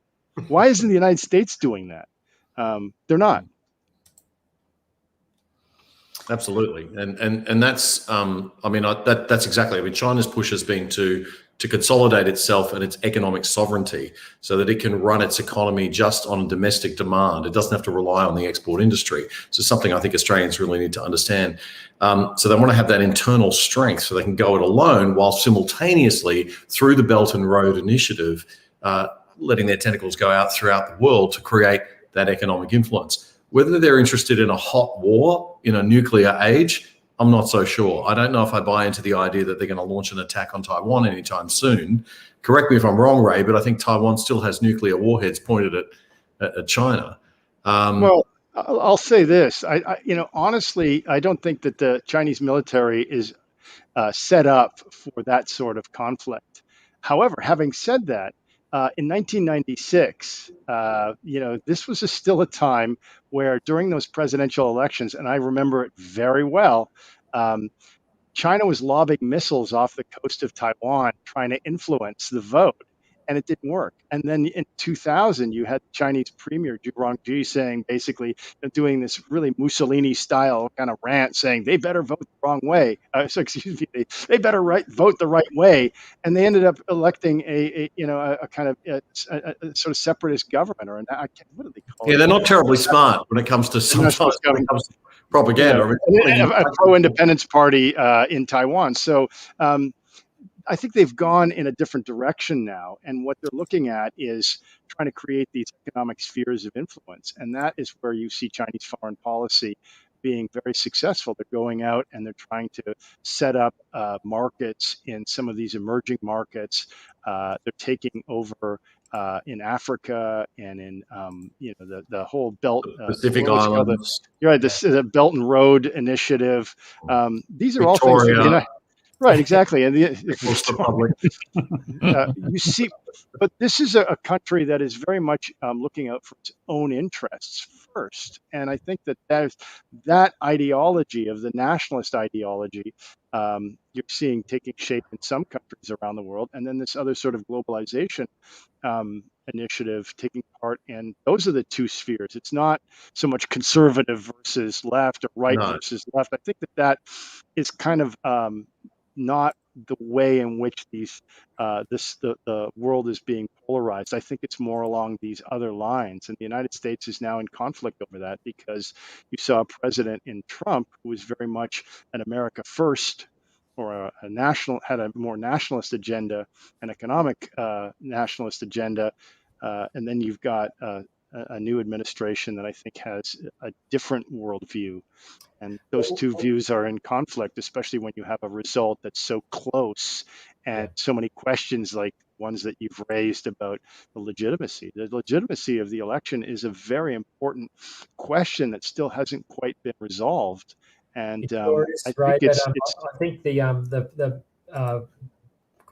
people in Beijing, the Chinese Communist Party, they'd be very happy about the result of the election, and whether it's legitimate or not doesn't worry them. And I think they would have taken a lot of comfort from Joe Biden at that CNN town hall that you mentioned the other night, where he essentially seemed to be talking from the talking points of the CCP. This is Biden on China saying, well, Xi Jinping, cut him a little slack.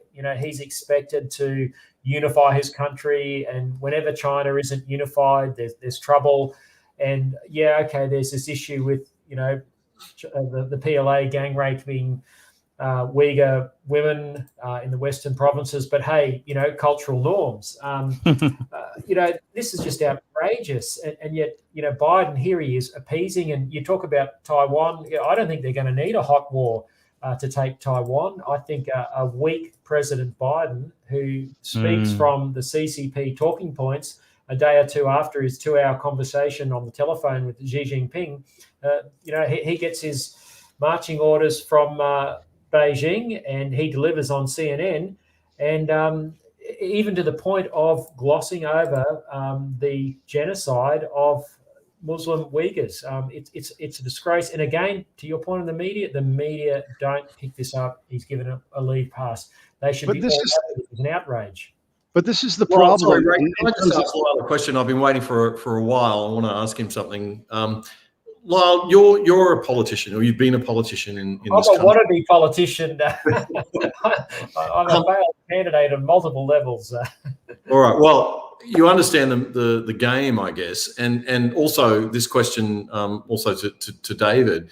I see a parallel here between the Australian political environment and what we're seeing going on globally, and maybe it's just life and it's just something that's always been the case, but how do you win power, hold on to power? And I think this is where we're seeing this new, ScoMo's not exactly firing up on leadership. He's being a manager, not a leader, and he's running the government based on market research. I think, being a market guy, he's getting the research telling him this is what the majority think, this is what the middle think, go with these lines. And so we're not seeing any leadership. We're not seeing him saying, hey, I've got a national cabinet here because we've got to unify the country. We've got to get the states united.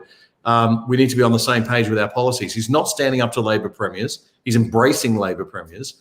And yet somebody like Tony Abbott, Abbott had his issues, I guess, but Dutton, or any other conservative, strong conservative like yourself, Lyle, who tried to go forward into the political arena and drive a more conservative position, just wouldn't get elected.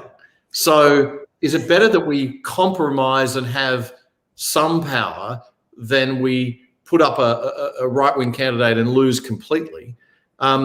This is something that I wrestle with. And I know, David, you've got strong views on this, and I find it really fascinating. I like your position or idea that that this coming to the center may not be what we should be doing, that we have to have some core values that we stand on as a nation that are consistent. If we don't have a nation. A nation is what's in your head, right? It's what you believe your country to be. And if we continually compromise and erode our national, I'm not wedded to the 26th of January as Australia Day, for example, right? I'd be quite happy with it being the 1st of January, provided we have an Australia Day. But I have issue with the fact that which is the issue. Marxist operate, right? And once they get Australia Day, they're going to go after Anzac Day. Well, so forget I'll fight it on that basis. It's not the date; it's the purpose, which that's they right. And it's what can happen next, right? It's what they might do with Anzac Day. I'll let you go first, Lyle, and then I'll follow up my thoughts on that after you. But then we will segue to another couple of topics for the final half hour, including after another short ad break, your thoughts on Rush Limbaugh. And we'll also talk about nuclear energy, just to bring it home in another small, completely change of topic. But well, Damian, I wrestle with these issues like you do, and what you've said goes to the heart of why people like me have found it so difficult to make it in the mainstream political arena. I mean, I suppose as a purist, I hitched my wagon to Cory Bernardi's Australian Conservatives 3 years ago, and we gave that a red hot go. I ran as a Senate candidate here in Queensland. I really felt that movement embodied what the nation needed, and I still cast my mind back to the events we held in the lead up to the 2019 election. What Cory was saying, what our movement was saying, were the things we were talking about here tonight. And yet we couldn't hardly move the needle in terms of getting votes. And so, I look at Scott Morrison. I've had the privilege of meeting him over the years many, many times. I think his instincts are conservative, but there's a pragmatism. And, Jared Henderson wrote a piece in the Weekend Australian, defending his pragmatism, saying he was in the genre of Joseph Lyons, John Howard, to a certain extent, and we all lionize Howard. He certainly was pragmatic and did what was needed to hang on to government because of the alternative. So that's the one argument. But the flip side is, I watched Morrison pivot to Biden almost immediately. Now, this was after Trump put on that incredible state dinner at the White House. Miranda Devine called it an enchanted evening. It was. Trump really threw out the welcome mat, and yet Morrison, in some ways threw Trump under the bus and really did. Couldn't get a hold of Biden quick enough, has moved our nation, in the direction of what would be acceptable in the Biden globalist world, net zero emissions by 2050. That's all come out since the US presidential election. I think this appeasement globally. Domestically, the inability to have a fight on freedom of speech and freedom of religion. These are core values of the Liberal Party. And I think we've got to stand up. I think we've gone past the stage where we can appease the leftist cultural Marxist agenda. 100%. And if the Liberal Party won't do it, someone else will. And now, look, I'm a supporter of the Liberal Party. I want them to do well. I think Matt Canavan and others standing up on the energy debate is really, really important, but we've got to have the fight. And I'll finish with this because, there's a great line in that Churchill movie about Winston Churchill that came out 3 years ago, and I don't know whether this quote is apocryphal or not, but he said, "You can't negotiate with a tiger when your head is in its mouth." And I think that's where we are as conservatives with the power that the left have. They've just used raw power to grab a US election. The tech oligarchs use raw power. Raw power is being deployed at us, and we're not even up for the fight. And I think that's the problem. Yeah, absolutely. The compromise can't happen anymore because we've got to understand the rules of the game. And the rules of the game were articulated by Saul Alinsky in his Rules for Radicals. And there's a whole lot of complexity to that, but one of them is observable in effect that the left will take 10 steps forward, aggressive, radical, and then they will pretend that they are being generous by taking 9 steps back. But it's always this one radical step, one after another. And we don't take ground back. We just concede a little bit at a time. we can see 10 and then and sometimes we don't even take any ground back when we're in government. Can I just ask Damian, and I'm sorry I gave a long answer to Damian, but now you're taking my time. I'm taking Dave's time, but I have a theory, and I want to test this with you, that if our people, and I know stacks of people in the Liberal Party, the National, who believe all the things that we're talking about tonight, but because of the hostility of the media, just don't put their head above the parapet. If our values and views were advocated for in the public square, would Australians come with us? We're talking, you've got to do this to maintain power. But is that right? If we actually fought for the things we believed in, is there a constituency out there that would go, yeah, no, that's right, but they just never hear it because of the filtering of the mainstream media and the suppression? Yeah, I totally agree with you on that, and I think it was Andrew Breitbart who started Breitbart News, and now Andrew Breitbart, love him or hate him, he was very controversial, but his philosophy was, and I think Trump adopted his philosophy through Steve Bannon. He had two philosophies. The first one was attention first, message second. So you've got to grab the attention, hold the attention, do whatever it takes. If you say something completely outrageous, great. And that's what Trump did. So he would say something completely outrageous and do what Dave just said and pull it back, right?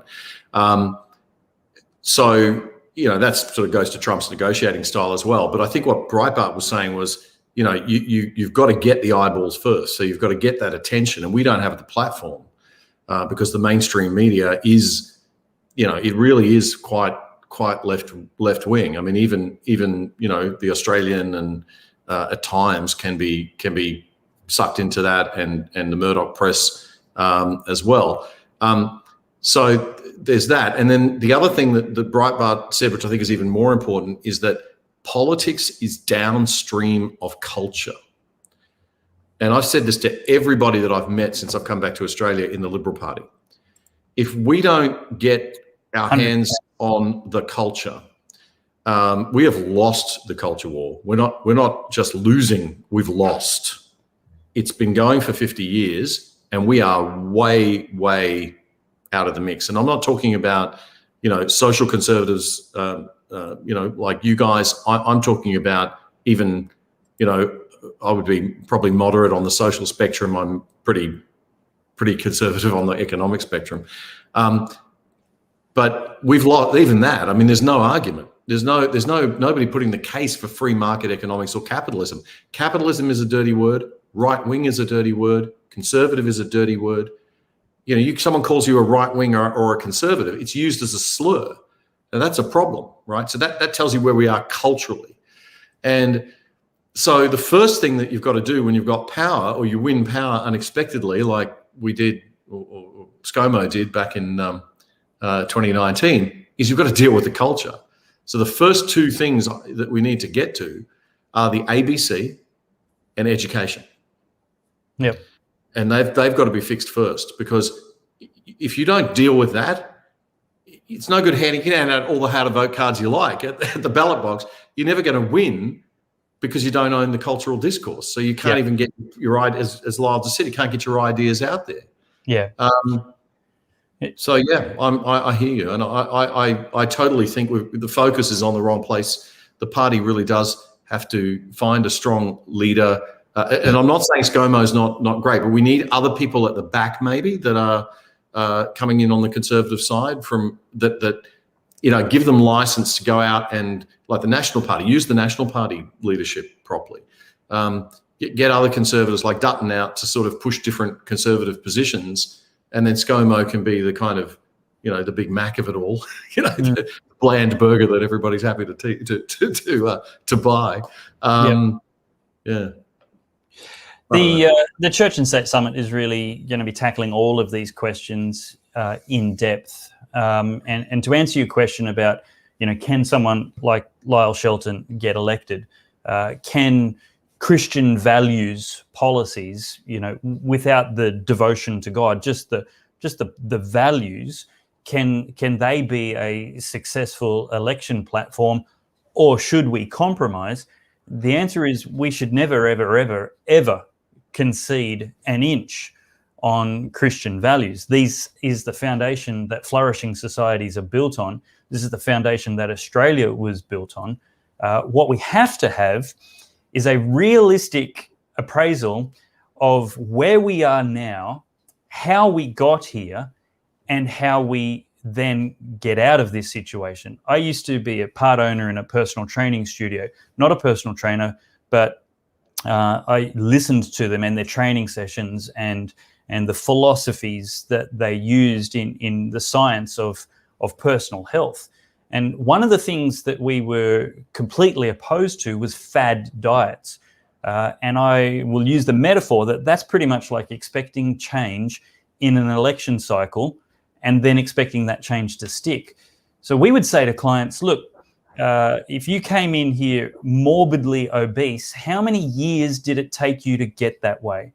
And in our metaphor, it's taken culture maybe 50 to 70 years to get here where we are today in a toxic, postmodern, there is no truth, if it feels good, do it, relativistic, nihilist society. Since the 50s probably, with the Frankfurt School, it's been just this 10 steps forward, 9 steps back, 10 steps forward, 9 steps back, 10 steps forward, 9 steps back, for decades upon decades upon decades. To expect a solution in one fad diet or one election cycle is just silly. We have to be in this for the long run. It is going to take a generation to change. We should always be looking for what we can do more, like stop binge eating ice cream every night, to use you have to stop doing the toxic things straight away. But it is going to take a while to change the ship of culture, to turn us around into a place. So we cannot compromise, but it is going to take a while for us to build enough of an army of grassroots support, which is the only way to achieve lasting change in our parliaments, to build grassroots support for really good people who will not compromise, who will not be transactional and pragmatic, but who will say right is right, wrong is wrong, and halfway between right and wrong is half wrong, not the centre. It's just half wrong. And that's not good enough for our parliament. It's not good enough for our neighbours. It's not good enough for our nation. I want to segue onto our ad break from here and talk about just have another little promo. Hopefully the audio is not terrible for this, for the Church and State Summit. And then we're going to talk about Rush Limbaugh and the star of the next clip, which is Senator Matt Canavan.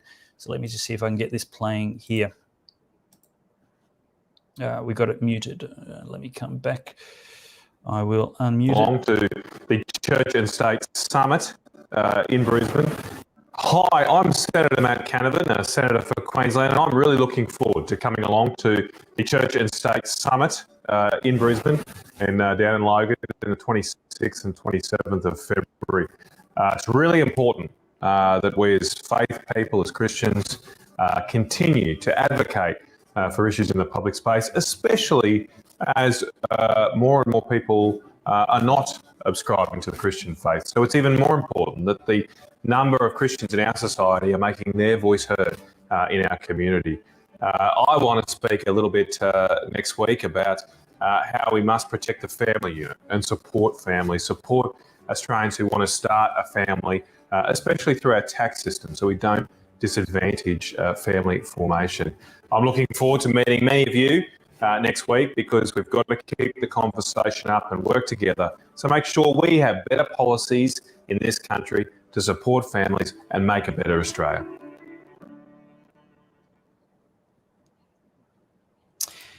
And a huge thank you to Senator Matt Canavan for coming to speak to the Church and State Summit, as well as Senator Amanda Stoker. It's going to be great to have a lineup of politicians. And something I articulate when I invite politicians to the summit is they're not invited because I support their party or their politics. And I would love to have some Labor members. I'm certainly not opposed to that at all. But what I really want is people who are experts, people who have something to teach us about policy and about Christianity and about culture.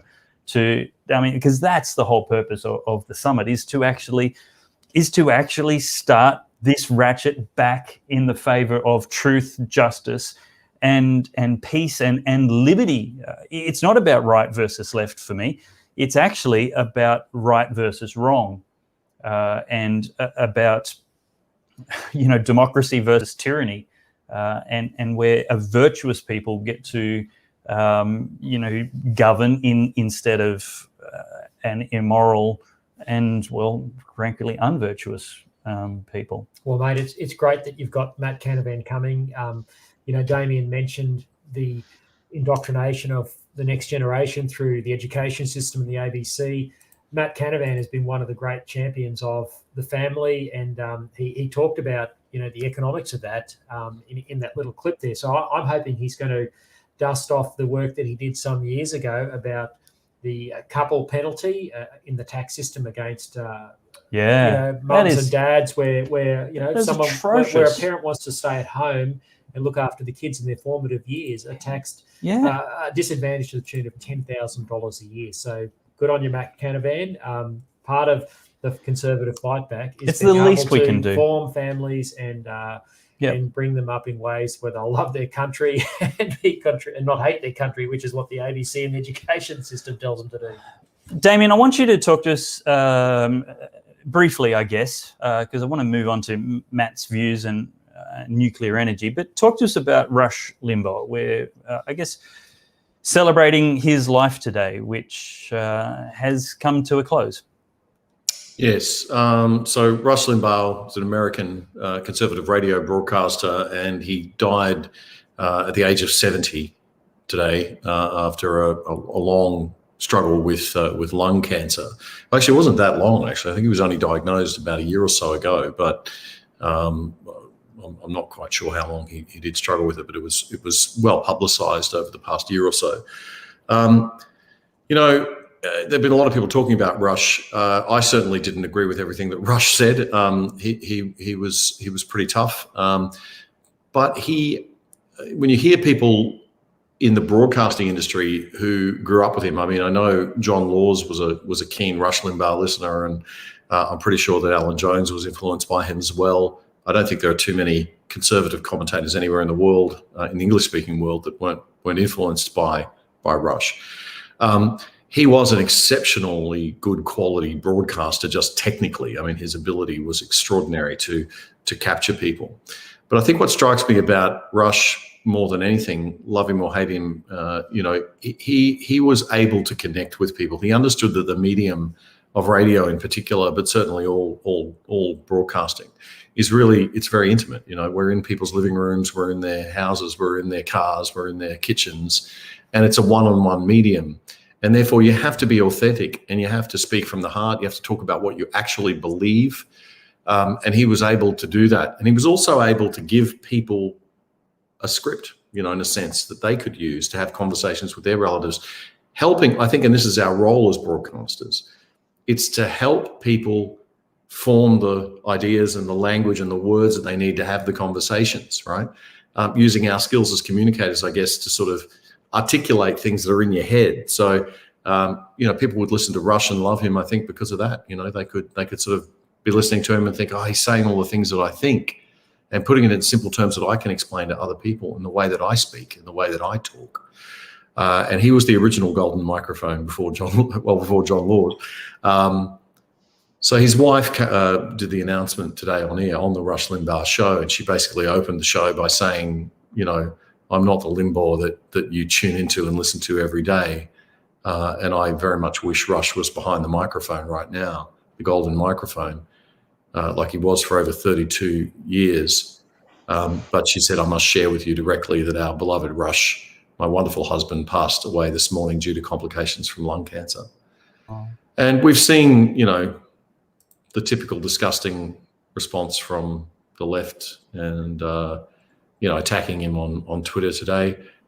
There were some things he did in his career that I found quite horrible. And people have talked about that on Twitter today. That's fine.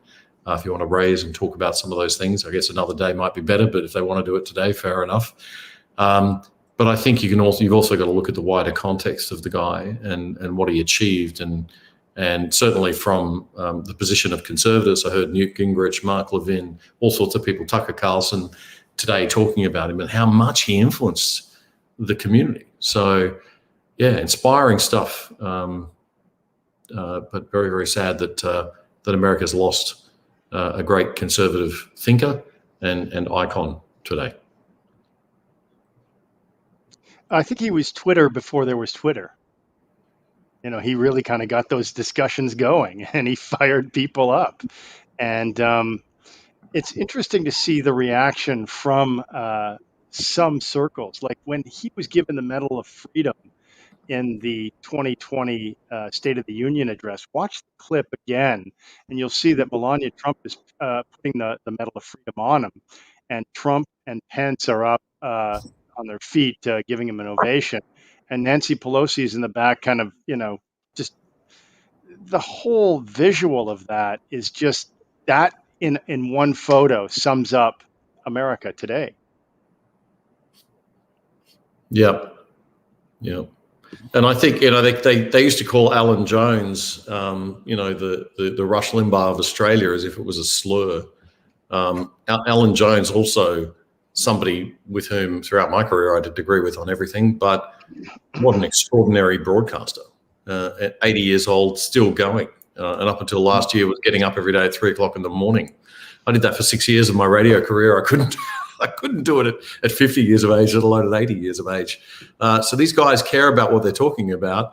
They're passionate. And I don't think, you know, I say to people on the centre left and left, if there's anyone out there from that persuasion watching this show, but you know, think about these things before you write people off and ask yourself, what are they really, you know, they can't be coming from a place of evil, you know.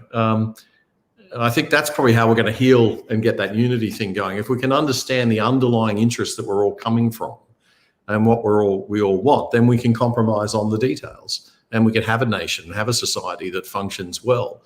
But if we don't do that, then it's very, very difficult. Yeah. Well, we're going to talk about a very Australian issue right now. But before we do, I want to say good night to, I think I've lost my mouse is going. Oh, there it is. No, yep. Second screen. Sorry, technical hassles. Thank you very much to Ray Rudowski for coming on. Not Q&A tonight. It's been a pleasure having you, Ray. Thanks for having me. I think it was a great discussion. Yeah, good on you, Ray. We'll look forward to seeing you again soon. Hopefully, not too long away. I look forward to it. So we have Matt Canavan. Let's have a look at exactly what he has said. Coalition MPs in drive for nuclear energy. Nationals senators have drafted legislation allowing the Clean Energy Finance Corporation to invest in nuclear power as 2/3 of coalition MPs backed lifting the ban. What 1/3 had their head in their pocket that said no to that? Lifting the ban on the controversial fuel source to help shift the nation to a carbon neutral future. Genius. The bloc of 5 national senators, led by Bridget McKenzie and Matt Canavan, will move an amendment to the legislation establishing a $1 billion arm at the Green Bank to allow it to invest in nuclear generators, high energy, low emissions, coal-fired power stations, and carbon capture and storage technology. The Nationals' move comes as a survey of 71 coalition backbenchers conducted by the Australian revealed that 48 were in favour of lifting the long-standing prohibition on nuclear power in the EPBC Act. What are you smoking if you're not supporting nuclear energy? If you're looking for reliable, affordable, clean, virtually zero emissions energy, how can you not be looking at nuclear?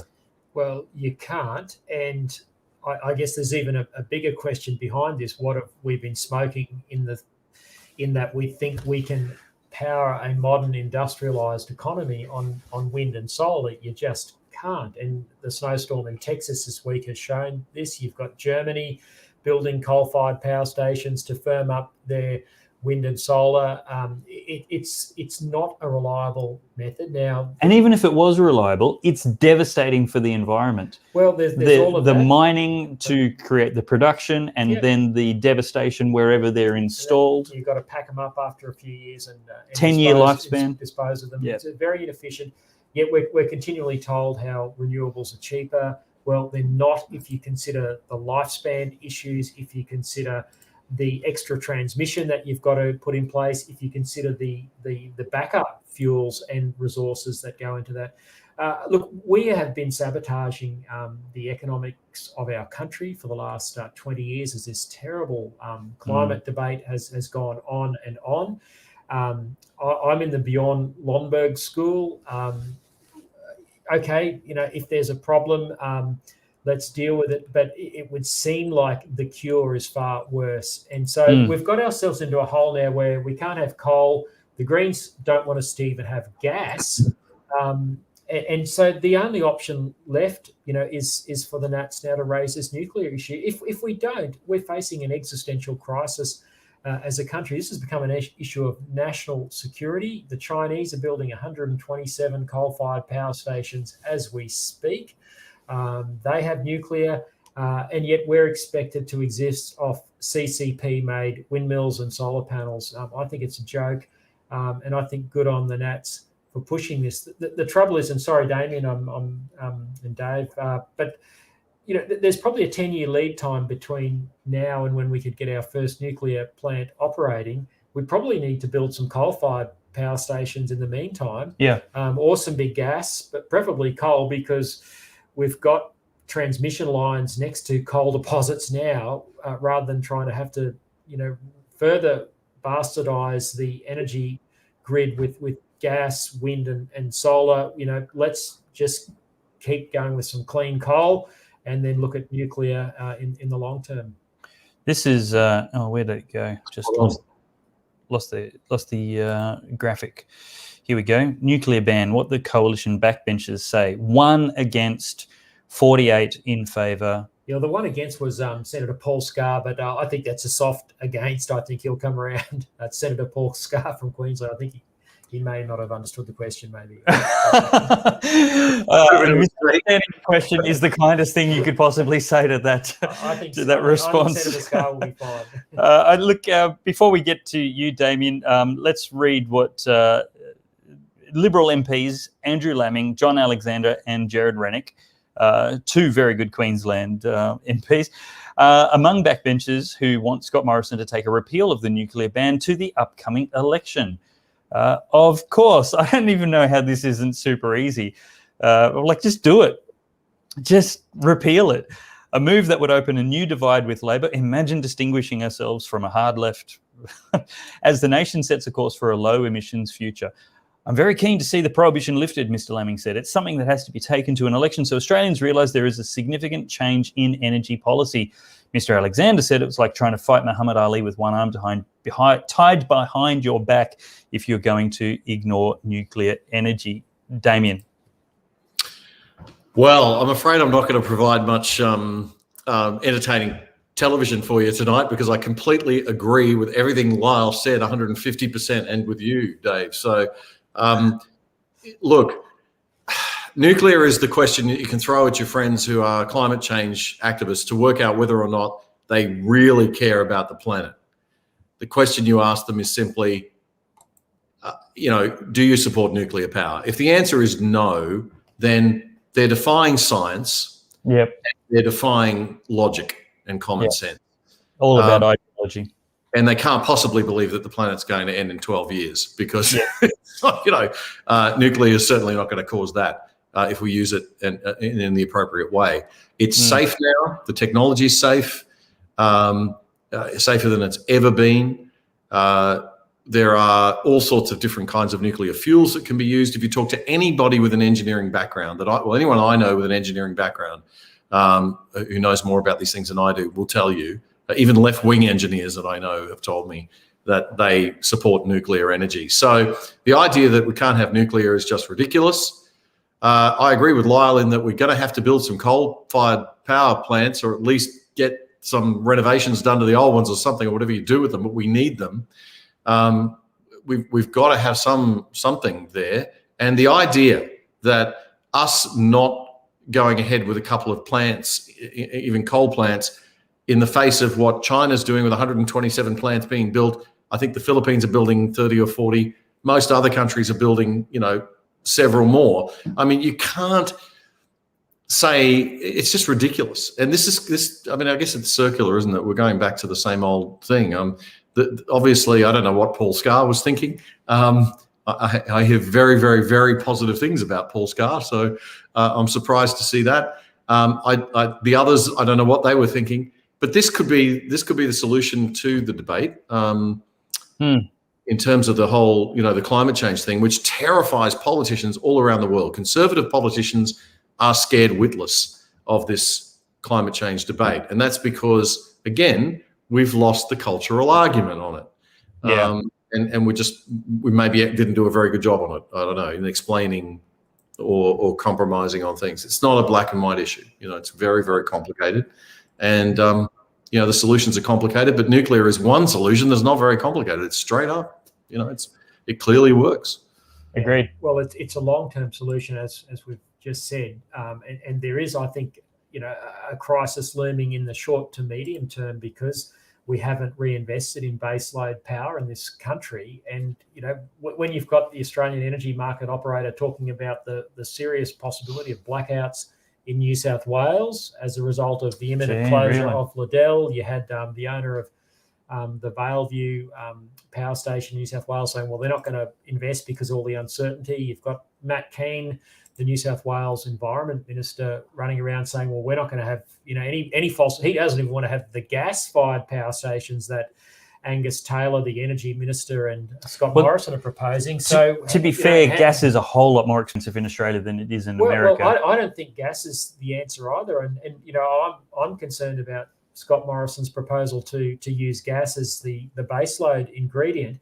Yeah. You think about the Hunter Valley.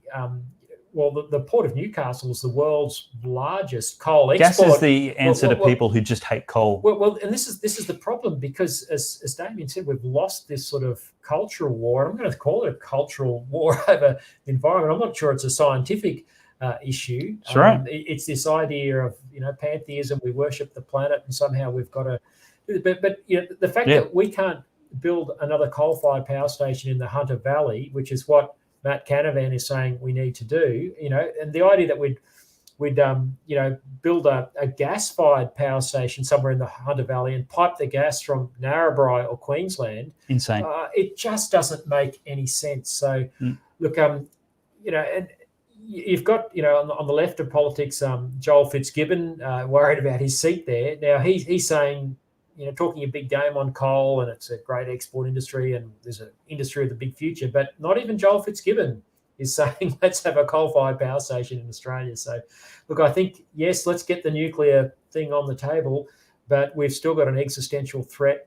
And the final thing I'd say on this is, this is not an issue of the environment anymore. I think the debate has got to be reframed as a national security issue. I mean, China is making itself strong economically. Yep. We are making ourselves weak economically because we are following this globalist agenda, but the Chinese aren't. And I think that's, the sooner we wake up to this, let's, a bit of CO2 in the atmosphere may or may not be hurting things, but I tell you what is hurting Australia, and that will be the loss of our manufacturing base and continuing high electricity prices for consumers. Yep, very good. Yeah. Damian, final words from you.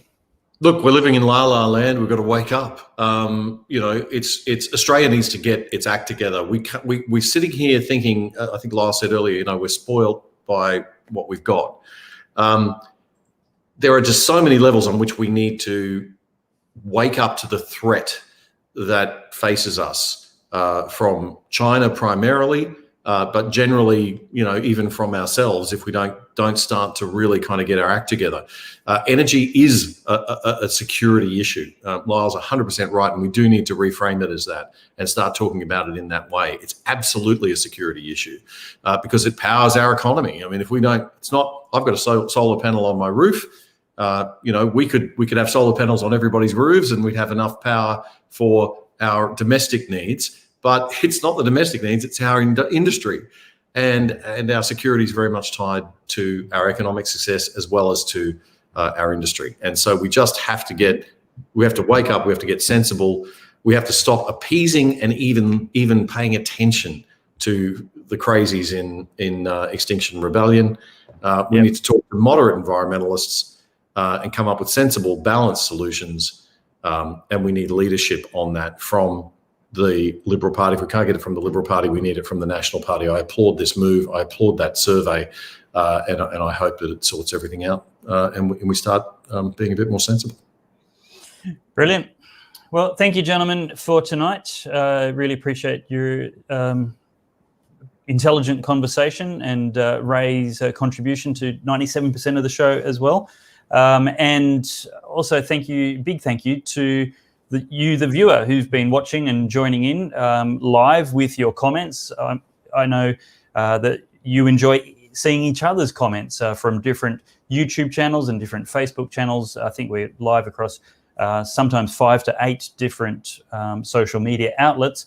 And you sharing it and just engaging in the conversation with us is really great. We are not an echo chamber.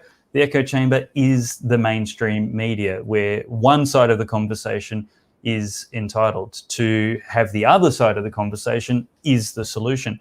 If you'd like to help produce more of sensible conversation like this with right thinking, please head to goodsource.news. Click on the banner on the menu item to support and become a monthly supporter. It is free for everybody, as much as possible for as long as possible. But we do need your support to continue. We don't get to feed our family on love and sunshine. They actually need Weet-Bix and the occasional meat on the table as well.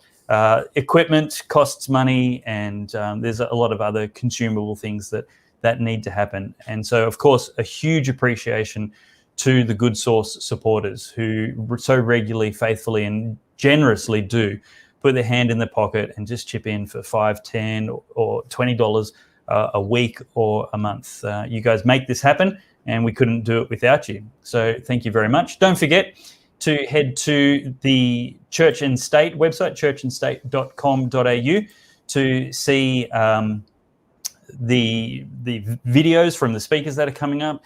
Make sure you come along. I'm sure there's only about 30 or so seats left now. We've got limited capacity, and they're nearly all gone. End of next week, begins Friday next week, but we've got unlimited seats online. We're going to have a really great professional broadcast live, and all of those videos will be available delayed stream download as well.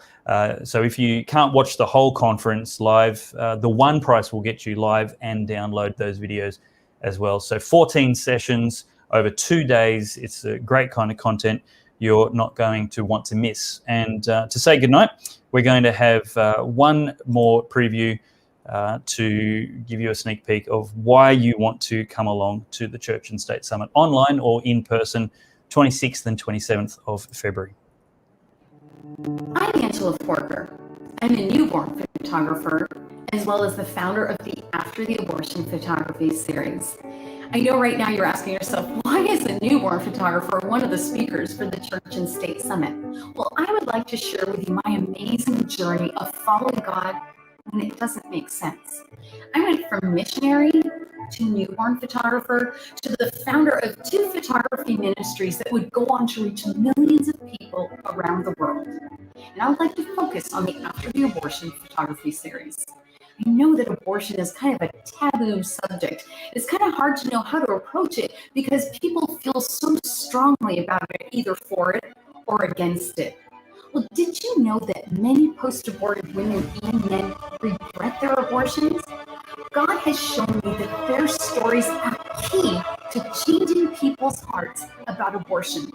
And through my series of photos, they're able to express the deep remorse and the guilt and the suffering that they experienced after their abortion, as well as the healing that they found in Jesus.